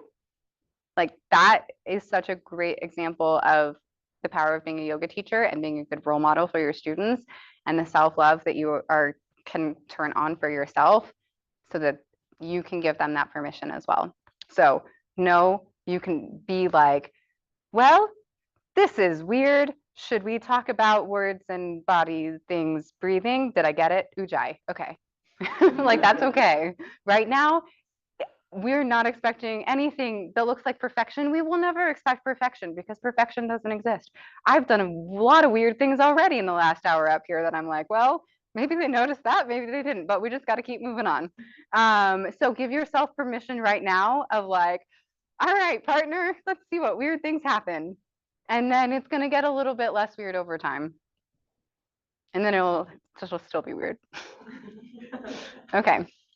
So come back to your partner, and I would say probably let's go through the whole thing again. Just kind of give yourself another little try with it. So let's take a good 2-3 minutes. You don't have to like wait. You don't have to take up the whole 2 minutes each. I would say split the next 2-3 minutes between you. Okay. All right.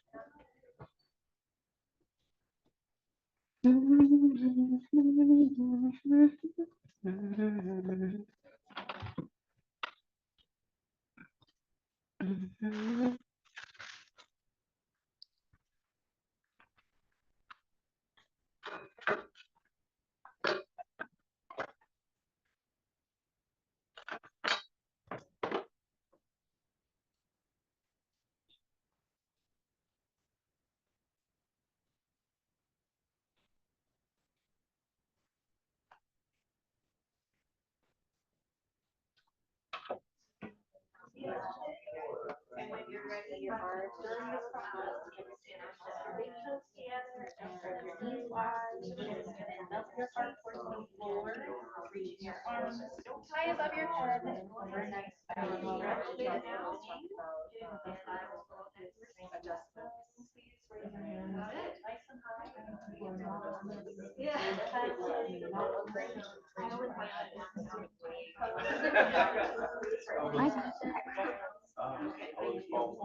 just a moment for yourself and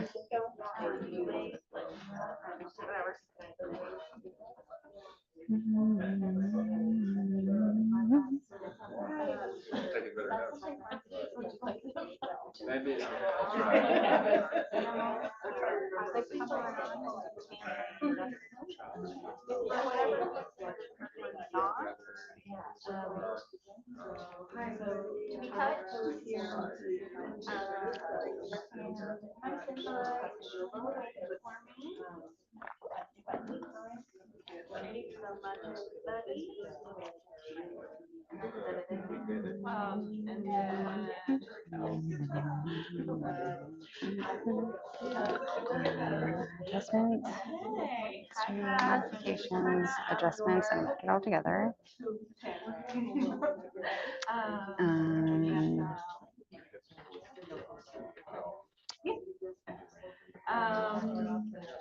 We are going to start into we are going to turn our I think it's time to get through cat and cow. through our nose and exhale through our nose. Sound like waves crashing.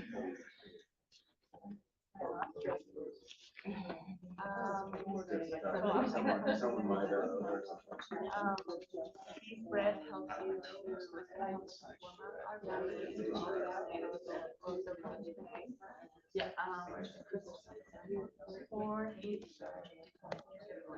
no, you're good. I did that too. I was like, wait. So, make sure our legs are put together. Why when we are in child's pose? So we're feeling and we can spread our fingers wide. I am going to offer some hands-on adjustments that you don't want to touch. Give me a big wave and I will stay. And at any time we can up down or up down. I know. And then you give them a minute to I got confused about like what is it?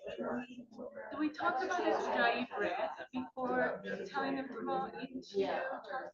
Good question. It's after. So all of these three things are happen during the pose, like once they're already in the pose. And do I tell them about the dry after I tell them how to execute?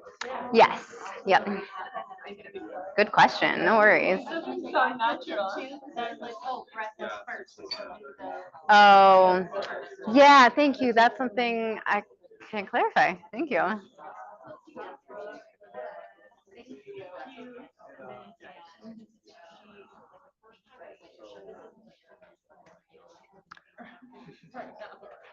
Okay. Everybody get through? All right. Well, let's come on back. Yeah. All right. I had a couple great questions and then I'll open it up for more questions as well. This is the exception or an exception to breath pose cue because it's just the first pose and it's just kind of funky. So you're not going to be like Ujjayi breath, child's pose cues. You're going to get them into child's pose. And then you're going to go through these three things that says instructions in child's pose. You can go through them in whatever order works best for you. But yeah, you get them, you greet the class. All right, let's get started in child's pose. Bring your big toes to touch, knees wide, forehead extends out onto the mat. And then you go through those three things. What other questions do you have? I think we were just talking about that. How, especially classes in the evenings, how important you decompress. You get the child's pose. You say the cues and then towards maybe you draw a deep breath to allow time for when I'm in child's pose, so I can just keep a regular breath.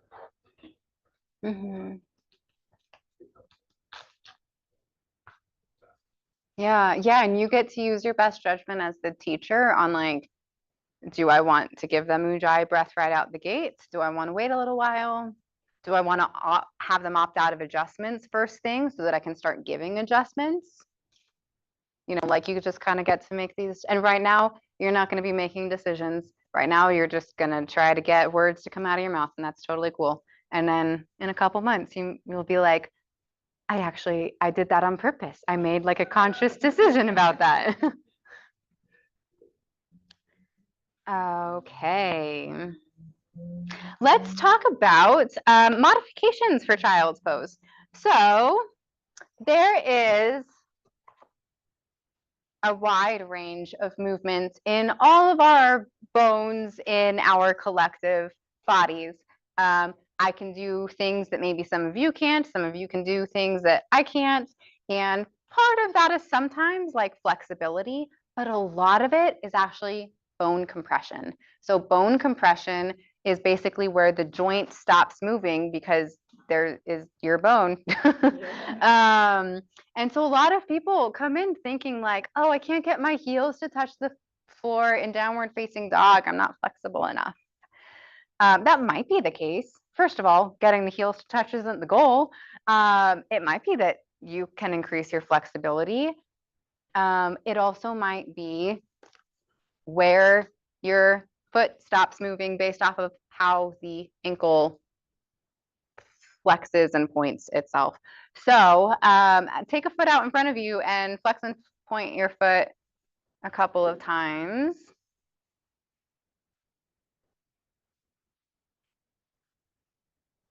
Okay. So I see, is it Bethia? Okay, so you can point your toes again. Oh yeah, so you can point your toes fairly significantly. I'm guessing, and I can't see from this angle, that maybe you don't flex your foot back as far as even Ben. I think it looks like maybe you can flex your foot back a little bit more, but Ben doesn't point his toes as far as Bethia does. So there is an example of bone compression. Kristen has some, I don't remember which way it goes, but like her foot goes really far forward one way, but then maybe not as back as much, and just kind of like where the bones are sitting in there. And that can impact things like if our heels touch the floor in downward facing dog, it's going to impact things like child's pose. If you're somebody who can flex your foot way back toward your face, but then you're somebody who, when you point your foot doesn't come parallel to your shin. So that might be you, or if not, let's use our imagination and say that you have a student in class who this is them pointing their foot.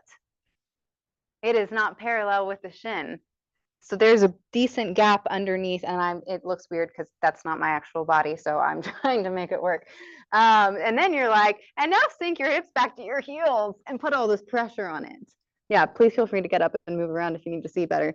Do you think that this is going to be comfortable for them to ground down and decompress after their day? No. So here's an opportunity to grab a blanket, and you or they can roll it up and slide it underneath the ankles, and now give it a little bit of cushioning so that you're not having to hold the weight of the world on the tops of your feet. Yeah. So the blanket can go underneath your ankles. It can also go over your ankles and kind of in your little knee crease. This is particularly helpful. Let's change sides now.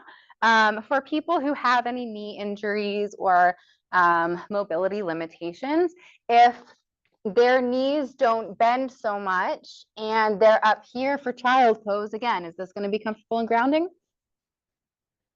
Probably not. Yeah. So if we can get them, and it kind of depends, I gave you a really drastic example there, but if you can wedge the blanket in so that it kind of pads some of that space, whether it's more creased up toward the knees or more down by the ankles, that gives them something for their body to rest on. And not only that physically, but energetically, it is going to allow for more of that grounding down sensation and feeling supported by the earth, because more of their body is being actually supported. Okay, more bone compression stuff. Bring an arm or two up by your ears or head. Yeah, and just kind of look around the room. Pull your hands back as much as you comfortably can, and just kind of look around the room. Is it Trevor? Awesome. So Trevor can really kind of reach his arms back here a little bit. Gotta keep them straight though. Yeah. Okay. So for Trevor can probably bring him. You can relax your arms now. Trevor, I just hold you here for 20 minutes. Trevor can probably bring, unless there's anything going on like in the hips and lower body, can probably bring forehead to the mat because the arms aren't going to stop your body, right? Now, what if you have a student who you say, you know, if they were in the room and I told them to bring their arms up here, this is as far as their arms go.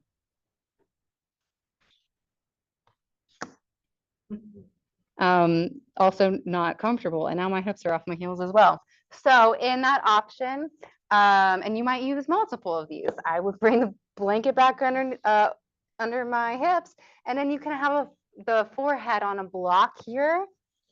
If it's not coming close to the ground, to again, give a little bit. Basically, we're using the props in this way to bring the ground up closer to you. You can use props to make things more challenging. You can use props in all sorts of fun ways. But in this instance, we're bringing the ground up to us to support us more.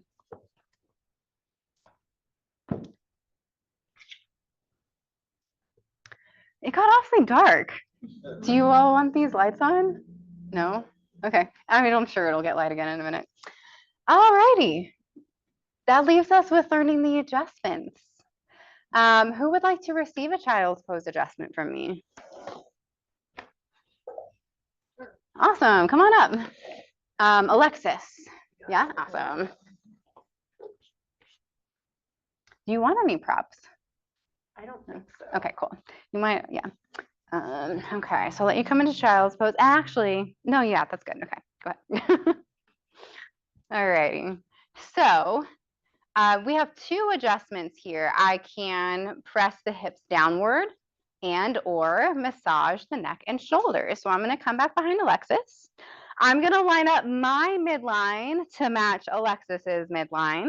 So that means I'm not standing off to one side. It's like the middle of Alexis's body is in the middle of mine. And then I'm going to find, and you can kind of poke around on your own sacrum here and find that bony part. And I'm not actually going to like poke around like I'm a little cat. I know where it's at. So, but I'm aiming roughly for that area. I'm going to place my palms so my fingers are facing out a little bit. And I'm going to press downward on the hips and I'm going to draw back. Now notice my knees are bent pretty significantly. And I'm keeping my low back safe and protected. And so when we do adjustments, a lot of them have two directions of movements. I'm not just pressing down, but I'm pressing down and then pulling back a little bit. And Alexis, can you kind of tell us a little bit of what you feel here? Yeah, I can feel my hips being moved back and down just a little bit. Okay. It's more about the backward motion. More about the back. What is the backward? Does it provide any like stretch or sensation or anything? I actually am feeling the stretch more in my, like I can feel my arms kind of getting pulled back more. My shoulder, I can feel my shoulders. Oh, cool. Feel that. Awesome. Okay, so that's one option. You can do that and then, or just do this one. Give a little neck and shoulder massage. So if I am starting at the hips, and then I'm moving up, I'm not just going to be like, bye. And then for all Alexis knows I'm walking away and then I'm like, here's my hand again. So what I'm going to do, and I'm going to ground Alexis's shirt down and then I'm going to slide a hand up so she knows I'm going for up here, right? And then honestly, I would actually probably scooch the hair a little bit and then do a little neck massage. Do a little shoulder massage. And this is one of those examples that like, this isn't for healthy alignment. This isn't probably deepening our sensation at all. It's just like a nice, like, hi, because we give adjustments in yoga partially. This is the only place, thank you so much, in our society, you can come on up. This is the only place in our society where we are giving touch that is consensual, that is not sexualized and not violent. Right, and so to just sometimes it's nice to be a little like, here's a little shoulder massage. Oh, good. So let's talk about some foundations of adjustments overall, right? Almost always, I mean, I can't think of an example not. Your feet are gonna be wide. In that one, just so you have reference, Alexis, I mean, this is about how wide my feet were. I've got a bend in my knees and I'm using my body weight to give the adjustment. It feels worse. Honestly, I don't understand it, but it does. If I were to lock out my elbows and just try to press like this, not only is it unsafe on me, because that, first off, hi, second off, my low back, and then thirdly, it doesn't feel as good. So really always think wide stance. Most of the time, midline to midline. And then our hands, it's okay to like have fingers apart sometimes, but by and large, kind of think like Barbie hands. We don't want to get grabby in the fingertips, even if it's unintentional, like they can just kind of get into little crevices that may not feel good or it could be tickly. So most of the weight is distributed in the palm of the hand. And I did this. Who's heard this noise before? Yeah. So some people say that it's like, oh, energetically clearing stuff out or warming up your hands if you're like me. Yes, that's all fine and valid. However, let's say you all are face down in child's pose and I'm about to adjust Hope. This is my sign. Hey, Hope, I'm about to touch you. That way it's not just like, oh, I opted in, but your hands are cold and you scared me. So you want to, once you get near your student, you don't want to be like, because some teachers do that. And I'm like, over there, I'm like, oh, I thought I was getting an adjustment. So once you're near your student, warm up, rub the hands, give them that auditory signal, and then do the adjustment. That's, that was good description on that, because I thought it was just one hand.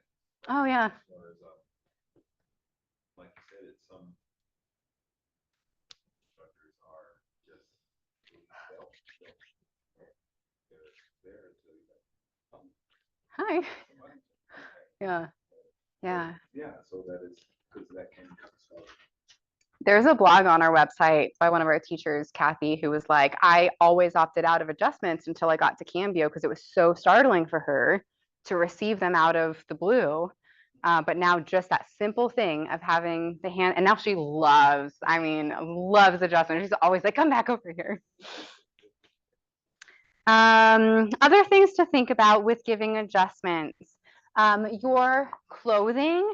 This shirt is probably fine to adjust in, but honestly, I might need to ditch it at some point just if it's like, or like I have a lot of cardigans that are really loose and can just kind of flow around and brush up against people. Jewelry. I don't wear jewelry, so it's hard. I mean, I can definitely give you some tips, but also feel it out for yourself and with each other. Definitely don't want to be wearing anything like a long necklace or just like clunky jewelry. It's going to make noise. It's probably going to touch people. One time Amber was getting an adjustment in downward facing dog and they were behind her, pulling her hips up and back, and the teacher had a giant like necklace on with something, I don't know, big and heavy down here, and it just hit her right in the crotch. So things like that, right? Okay, what about like a Shavasana adjustment where you've got, I don't know, bracelets or rings and you're giving somebody like a neck and head massage and then it gets caught up in their hair, right? So be thinking about how, yeah. Your hair is probably okay. You have to be doing a really interesting adjustment for your earrings to, but, and I'm not saying that you can't wear anything, but be discerning about it. Practice, like give yourself a neck and head adjustment. Does it get caught up in your jewelry? Things like that. If you've got a necklace that's really important to you, can you like tuck it into your shirt? Things like that. Obviously you want to make sure that you've got nice hygiene to be in people's space like that. And we, especially at Cambio, like we don't do any strong odors, fragrances, essential oils, perfume, stuff like that. I think it's a really great practice to wash your hands before class starts. And if at any time you touch somebody's foot in class, you don't touch somebody's face from then on out. So that takes Shavasana adjustments off the table, right? Or well, facial Shavasana adjustments. And we'll go all through these as we go, but just kind of some by and large things to think about when you are adjusting. Alrighty. Well, you know what it's time for? Stand up with your partner. And one of you is going to be the student. So one of you can stay seated on your mat. But I will have you all face forward if you can.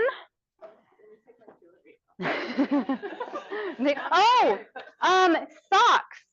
Okay, good. I don't see any socks on. Grippy socks. Oh, there are socks. Grippy socks may be good if you have cold feet, but be very cognizant on hardwood. When you're adjusting with socks and you're using your body weight, you just lift a little bit. I don't know if that was purposeful or not, but that's exactly what can happen. So, all right. So one of you, go ahead and get into child's pose-ish shape. You don't have to come all the way down yet. Adjusters, stand back behind them. And already some things I'm seeing around the room. Hannah is doing great. Move stuff that needs to be moved, not only in teacher training, but in real life. If there is water bottles, glasses, if I'm in your class, a stuffed animal and tissue, that you need to move to safely adjust your student, scoot their stuff to the side. It's totally okay. So adjusters, take your wide stance, okay? Just like practice out this bend a little bit. Yeah, okay. Now rub your hands together, and then students, I'll go ahead and have you come on down into child's pose. Okay, and so remember, you're looking for kind of that bony part, yep, midline to midline. You're looking for that bony part of the sacrum. For people assigned male at birth, that is actually a little bit higher up on the body than those assigned female at birth. So ballpark it, yep, and then point your fingers out ever so slightly, turn them out, yep. Okay, now bend into your knees, press the hips down, and then gently pull back toward you a little bit. Okay, now ask your partner, do you want more pressure or less?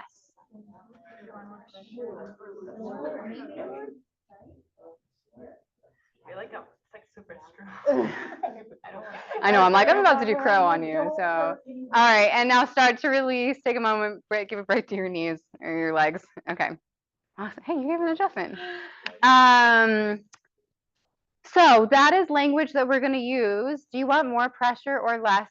Also, and I'll explain why in just a minute, don't let me forget, but for this sake, throughout teacher training, also please talk to each other honestly and kindly about, are your hands in the right place? Can we call the teacher? Like if you think that something's wrong, if it doesn't feel right, if you need to help, we just don't have time for everybody to have one-on-ones with the teacher. So we are really relying on you to give each other honest feedback. And if you don't know, that's okay. But to give each other honest feedback about how the adjustments are and if anything is wonky with it, okay? So let's try that one out again. And then when you're done with that one, try out the neck and head massage. So take your wide stance, bend in your knees, and then fingers facing out a little bit, yep, and then push down and pull back. Use your body weight. You got it, yeah. Communicate with your partner if hands are in a good position, more pressure or less. Okay. Awesome, okay. All right, and now head and shoulder massage if and when you're ready. So keep their shirt grounded so you don't pull it up. Take a hand up and then you can massage the neck. You can do a little shoulder massage.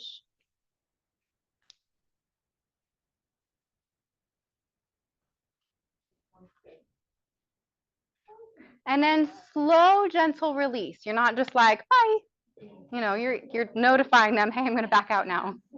Okay, now safely exit the space. Awesome. Friends on the ground, you can sit up. Okay. Give each other any more feedback that you think needs to be exchanged? Right, I feel like we've never massaged another person. It's really weird, especially in the yoga setting, because we're like, I'm not like that much, but that's not what this stuff is, so it's fine. We're all fine. I like that one.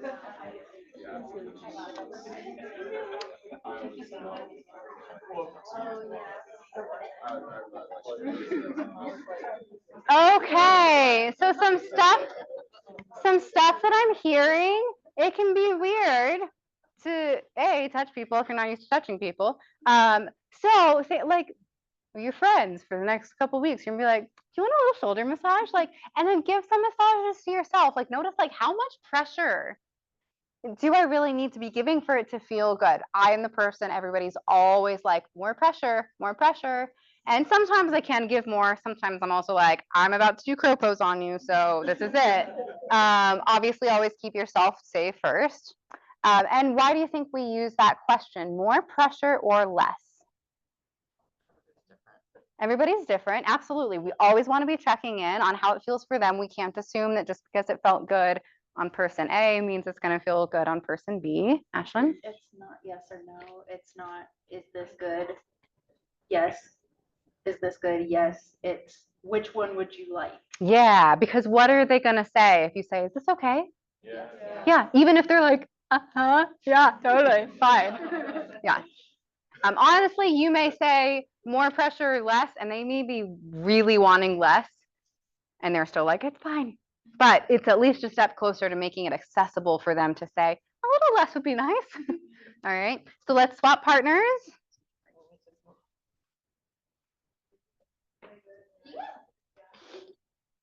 Okay. All righty, so adjusters, stand behind them, midline to midline. Take your wide stance, make sure you're close enough to them. And I'm going to rub the hands together. A little bit of bend in the knees, find that buoyancy, and then hands to the sacrum. Remember, those assigned female at birth probably going to be lower, male at birth probably going to be higher, and then, yep, press down and then pull back.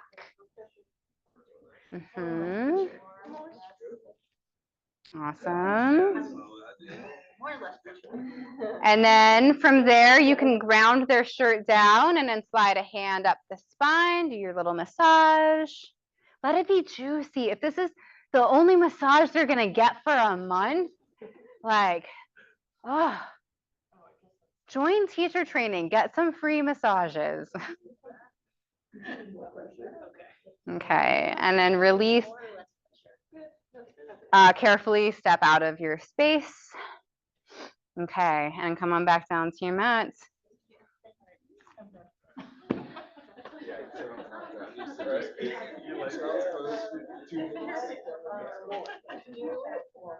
Okay.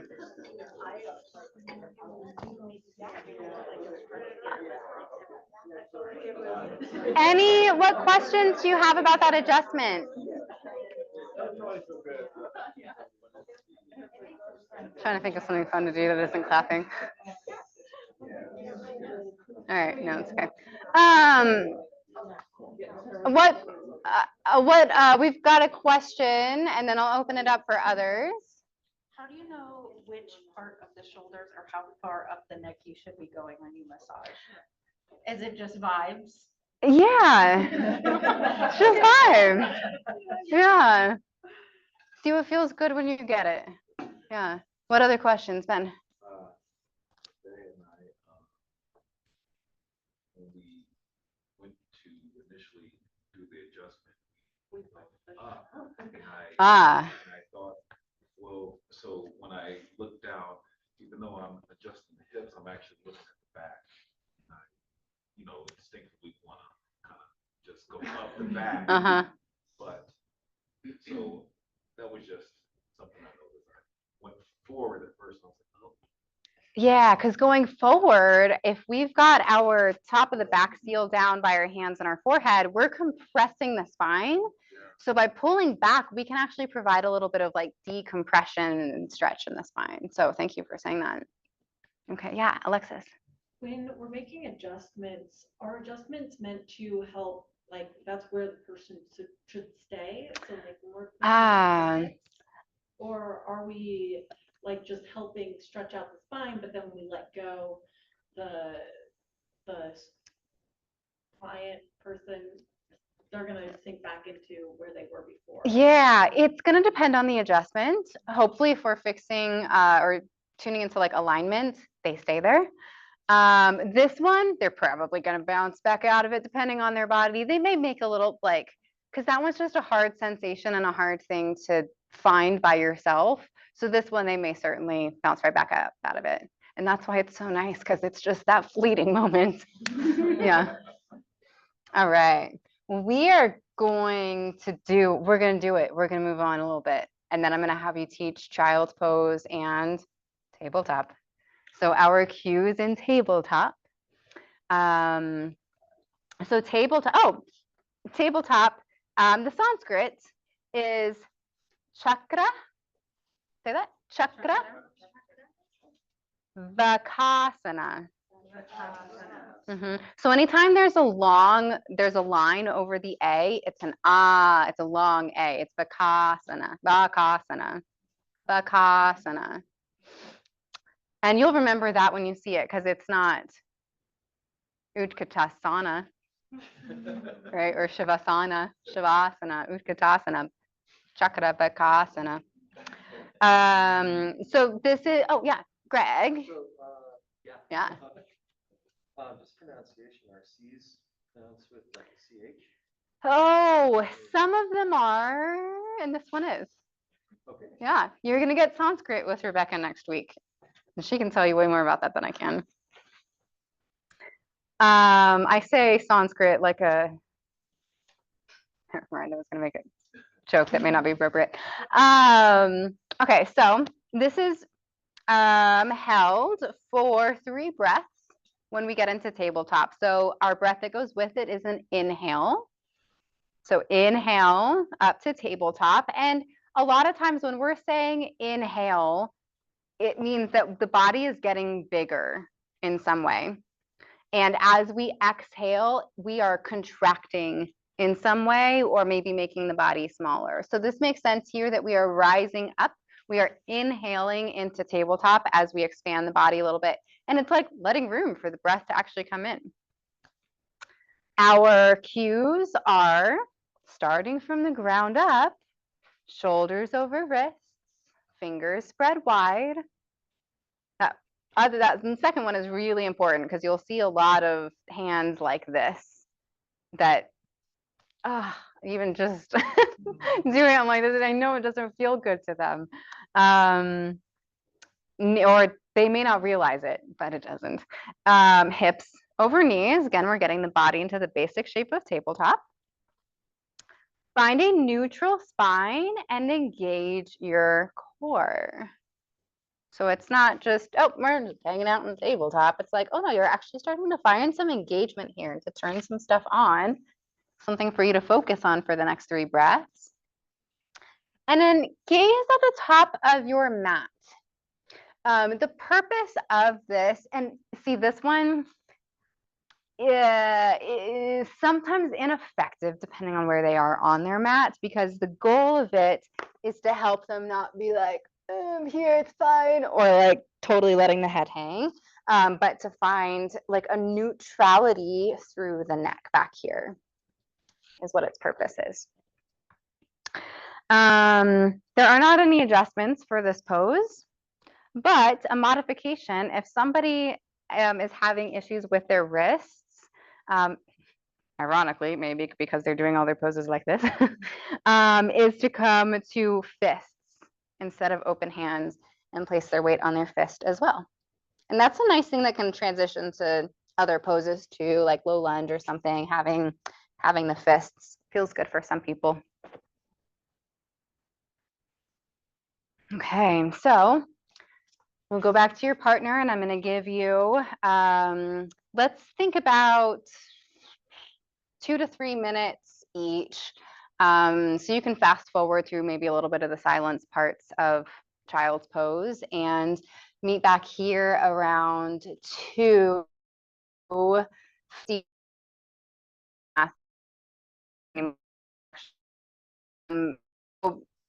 Teach child's pose all the way from the very beginning. Hi, welcome to your 9 AM Vinyasa flow. This is my name. Let's get started. Cue them into it. Say those 3 things. Practice your adjustment while you do it. And then you get to end it by being like, inhale, tabletop, shoulders over wrists, knees under hips, gaze at the top edge of your mat. And you'll be like, ha ha ha. And you're going to teach yoga. Okay? All right. Let's get at it. Use your notes, by the way. This is not like a closed book test. I feel like instead of yoga, they have a little scripture. I'm like, oh, all right. you want me to do it? Oh, that's okay.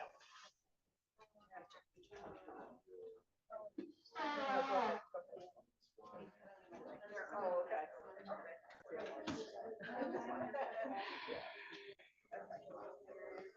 Toasty.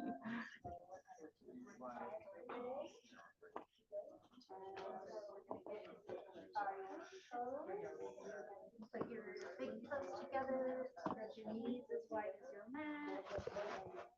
Put your hips towards your heels. Your arms on your chest.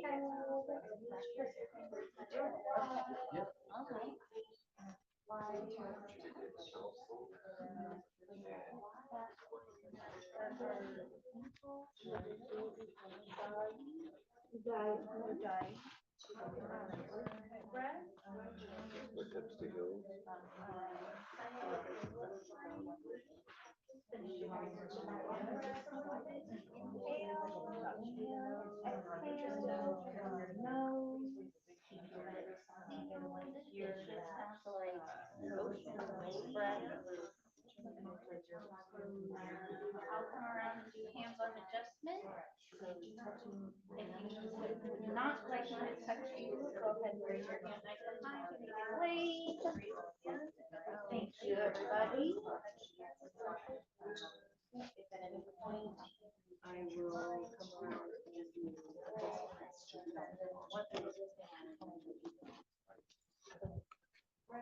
and anytime we need to go back to child pose, breathe. Okay, let's go more pressure, less pressure.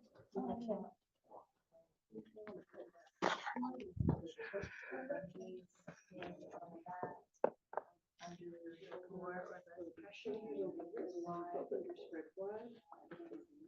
Back.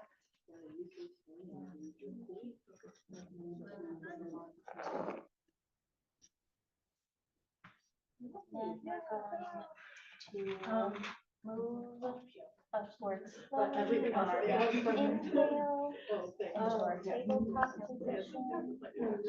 Spread our fingers wide. Align our wrists under our shoulders and our knees about 6 inches apart. With a neutral back, spread wide, gaze at the top edge of your mat. To keep your neck neutral. And then if you're having issues or if you start to feel any pains in your wrist, you can go from flat hand to balancing on your closed fist. If you have any pain in your, I think that's it. Yeah, because there's no, just. I didn't even read it. I need to read it. I spent like 4 hours yesterday. Okay, so let's start. Let me get my nose done.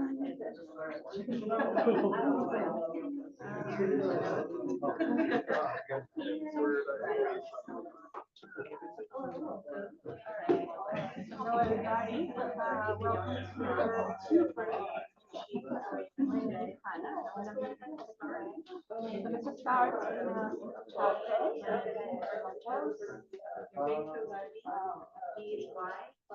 together and wide, forward heel, forehead and left, reach arms forward, spread fingers wide. Go ahead and start tapping on our right wrist. So we're going to inhale through our nose and exhale through our nose. Breathe through your nose. Sound like big waves going out. You're good. You're so good. Okay. Last few minutes, switch if you haven't already.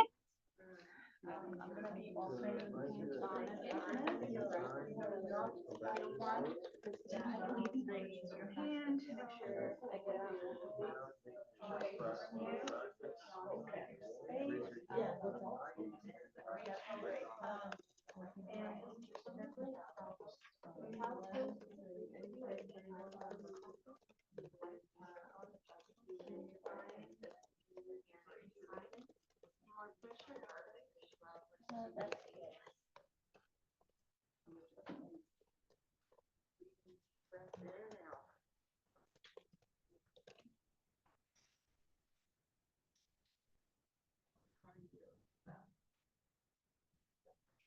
Now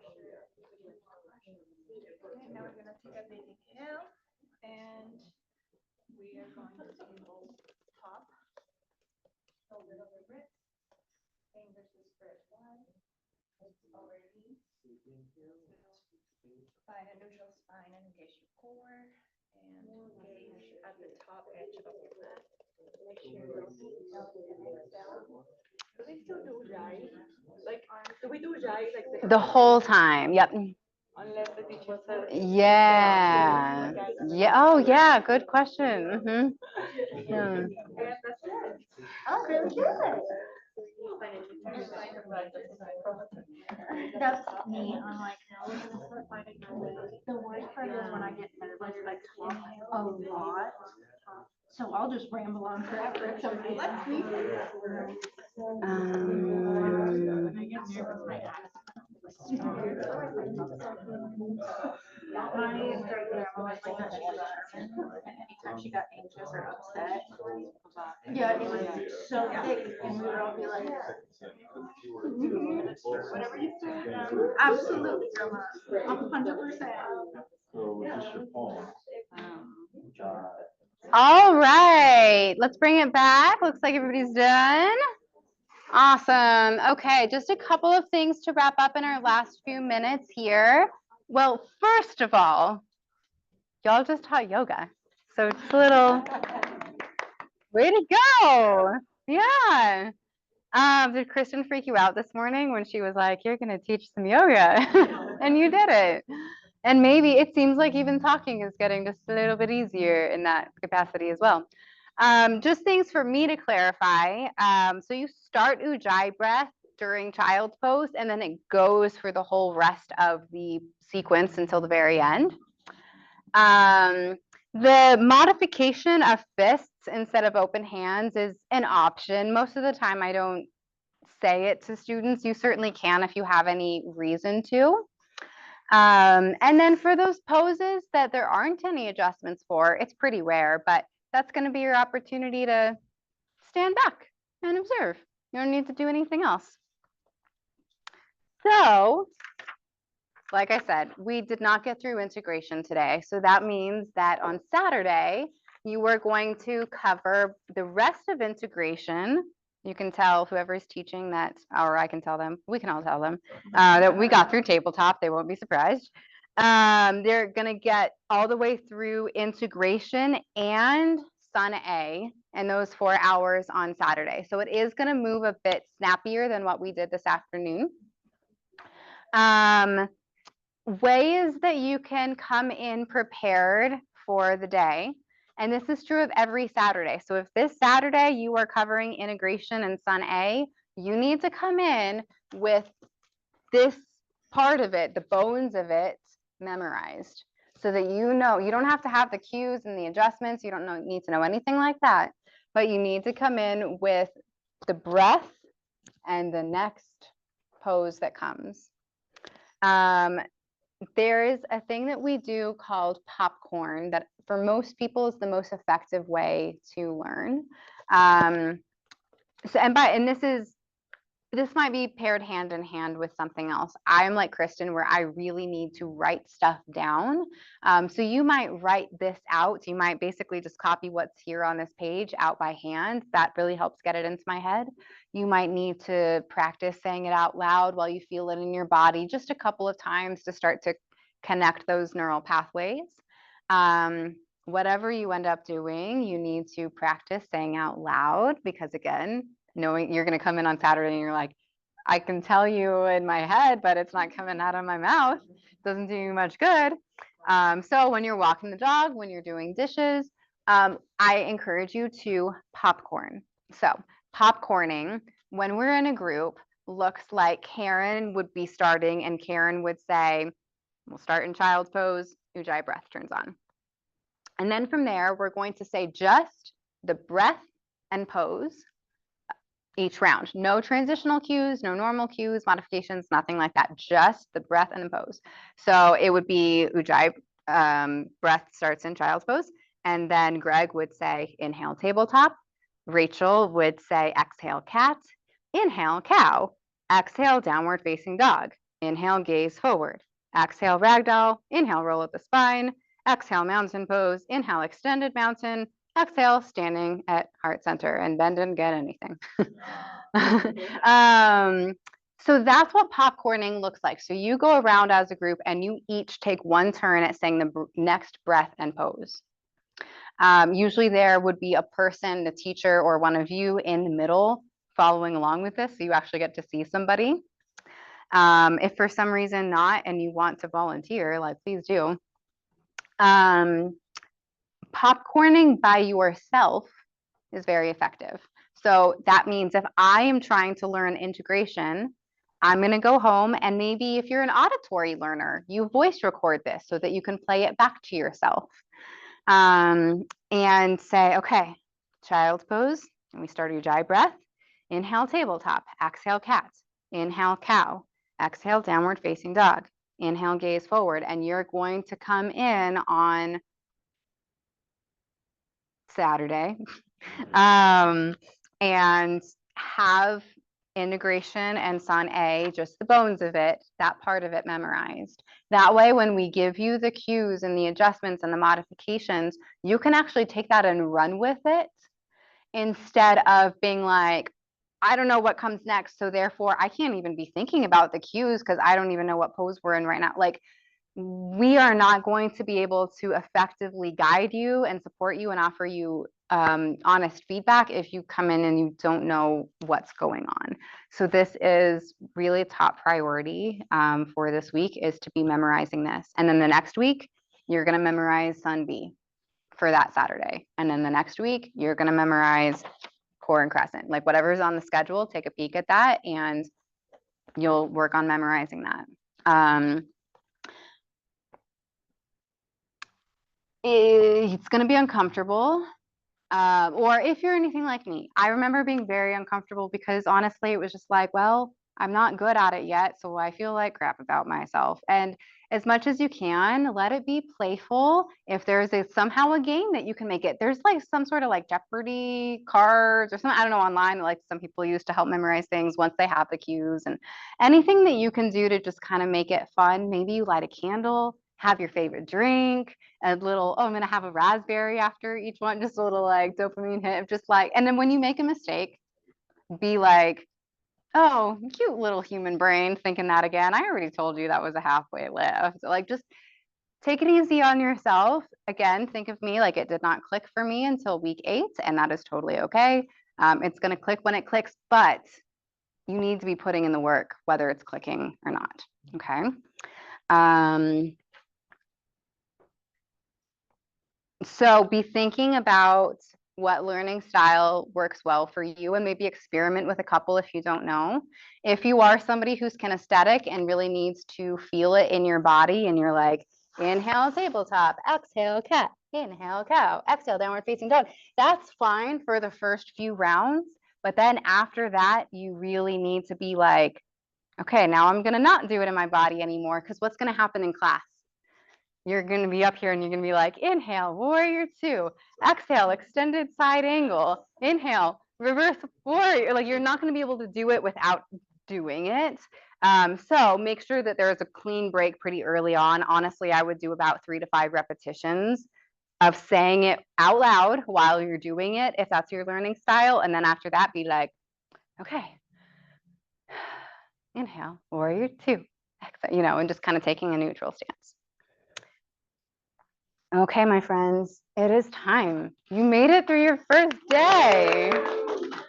We do have one last thing to close with. By the way, my role in this teacher training is essentially I kind of help guide and oversee all of the different posture clinic teachers. So you're going to have a good 5, 6, 7 different teachers teaching you your posture clinics. I won't be with you in that capacity for a long time, if at all. But please know that like I am very passionate about this part of it. So I would love if you come to me with any questions, concerns, if you're feeling overwhelmed. This is where the magic is for me in teacher training, is the posture clinic. So please don't hesitate to reach out. My contact information is in the list. Of course, you can always go to your mentor as well, but if you have any questions, I'm just another person that you can reach out to if you so desire.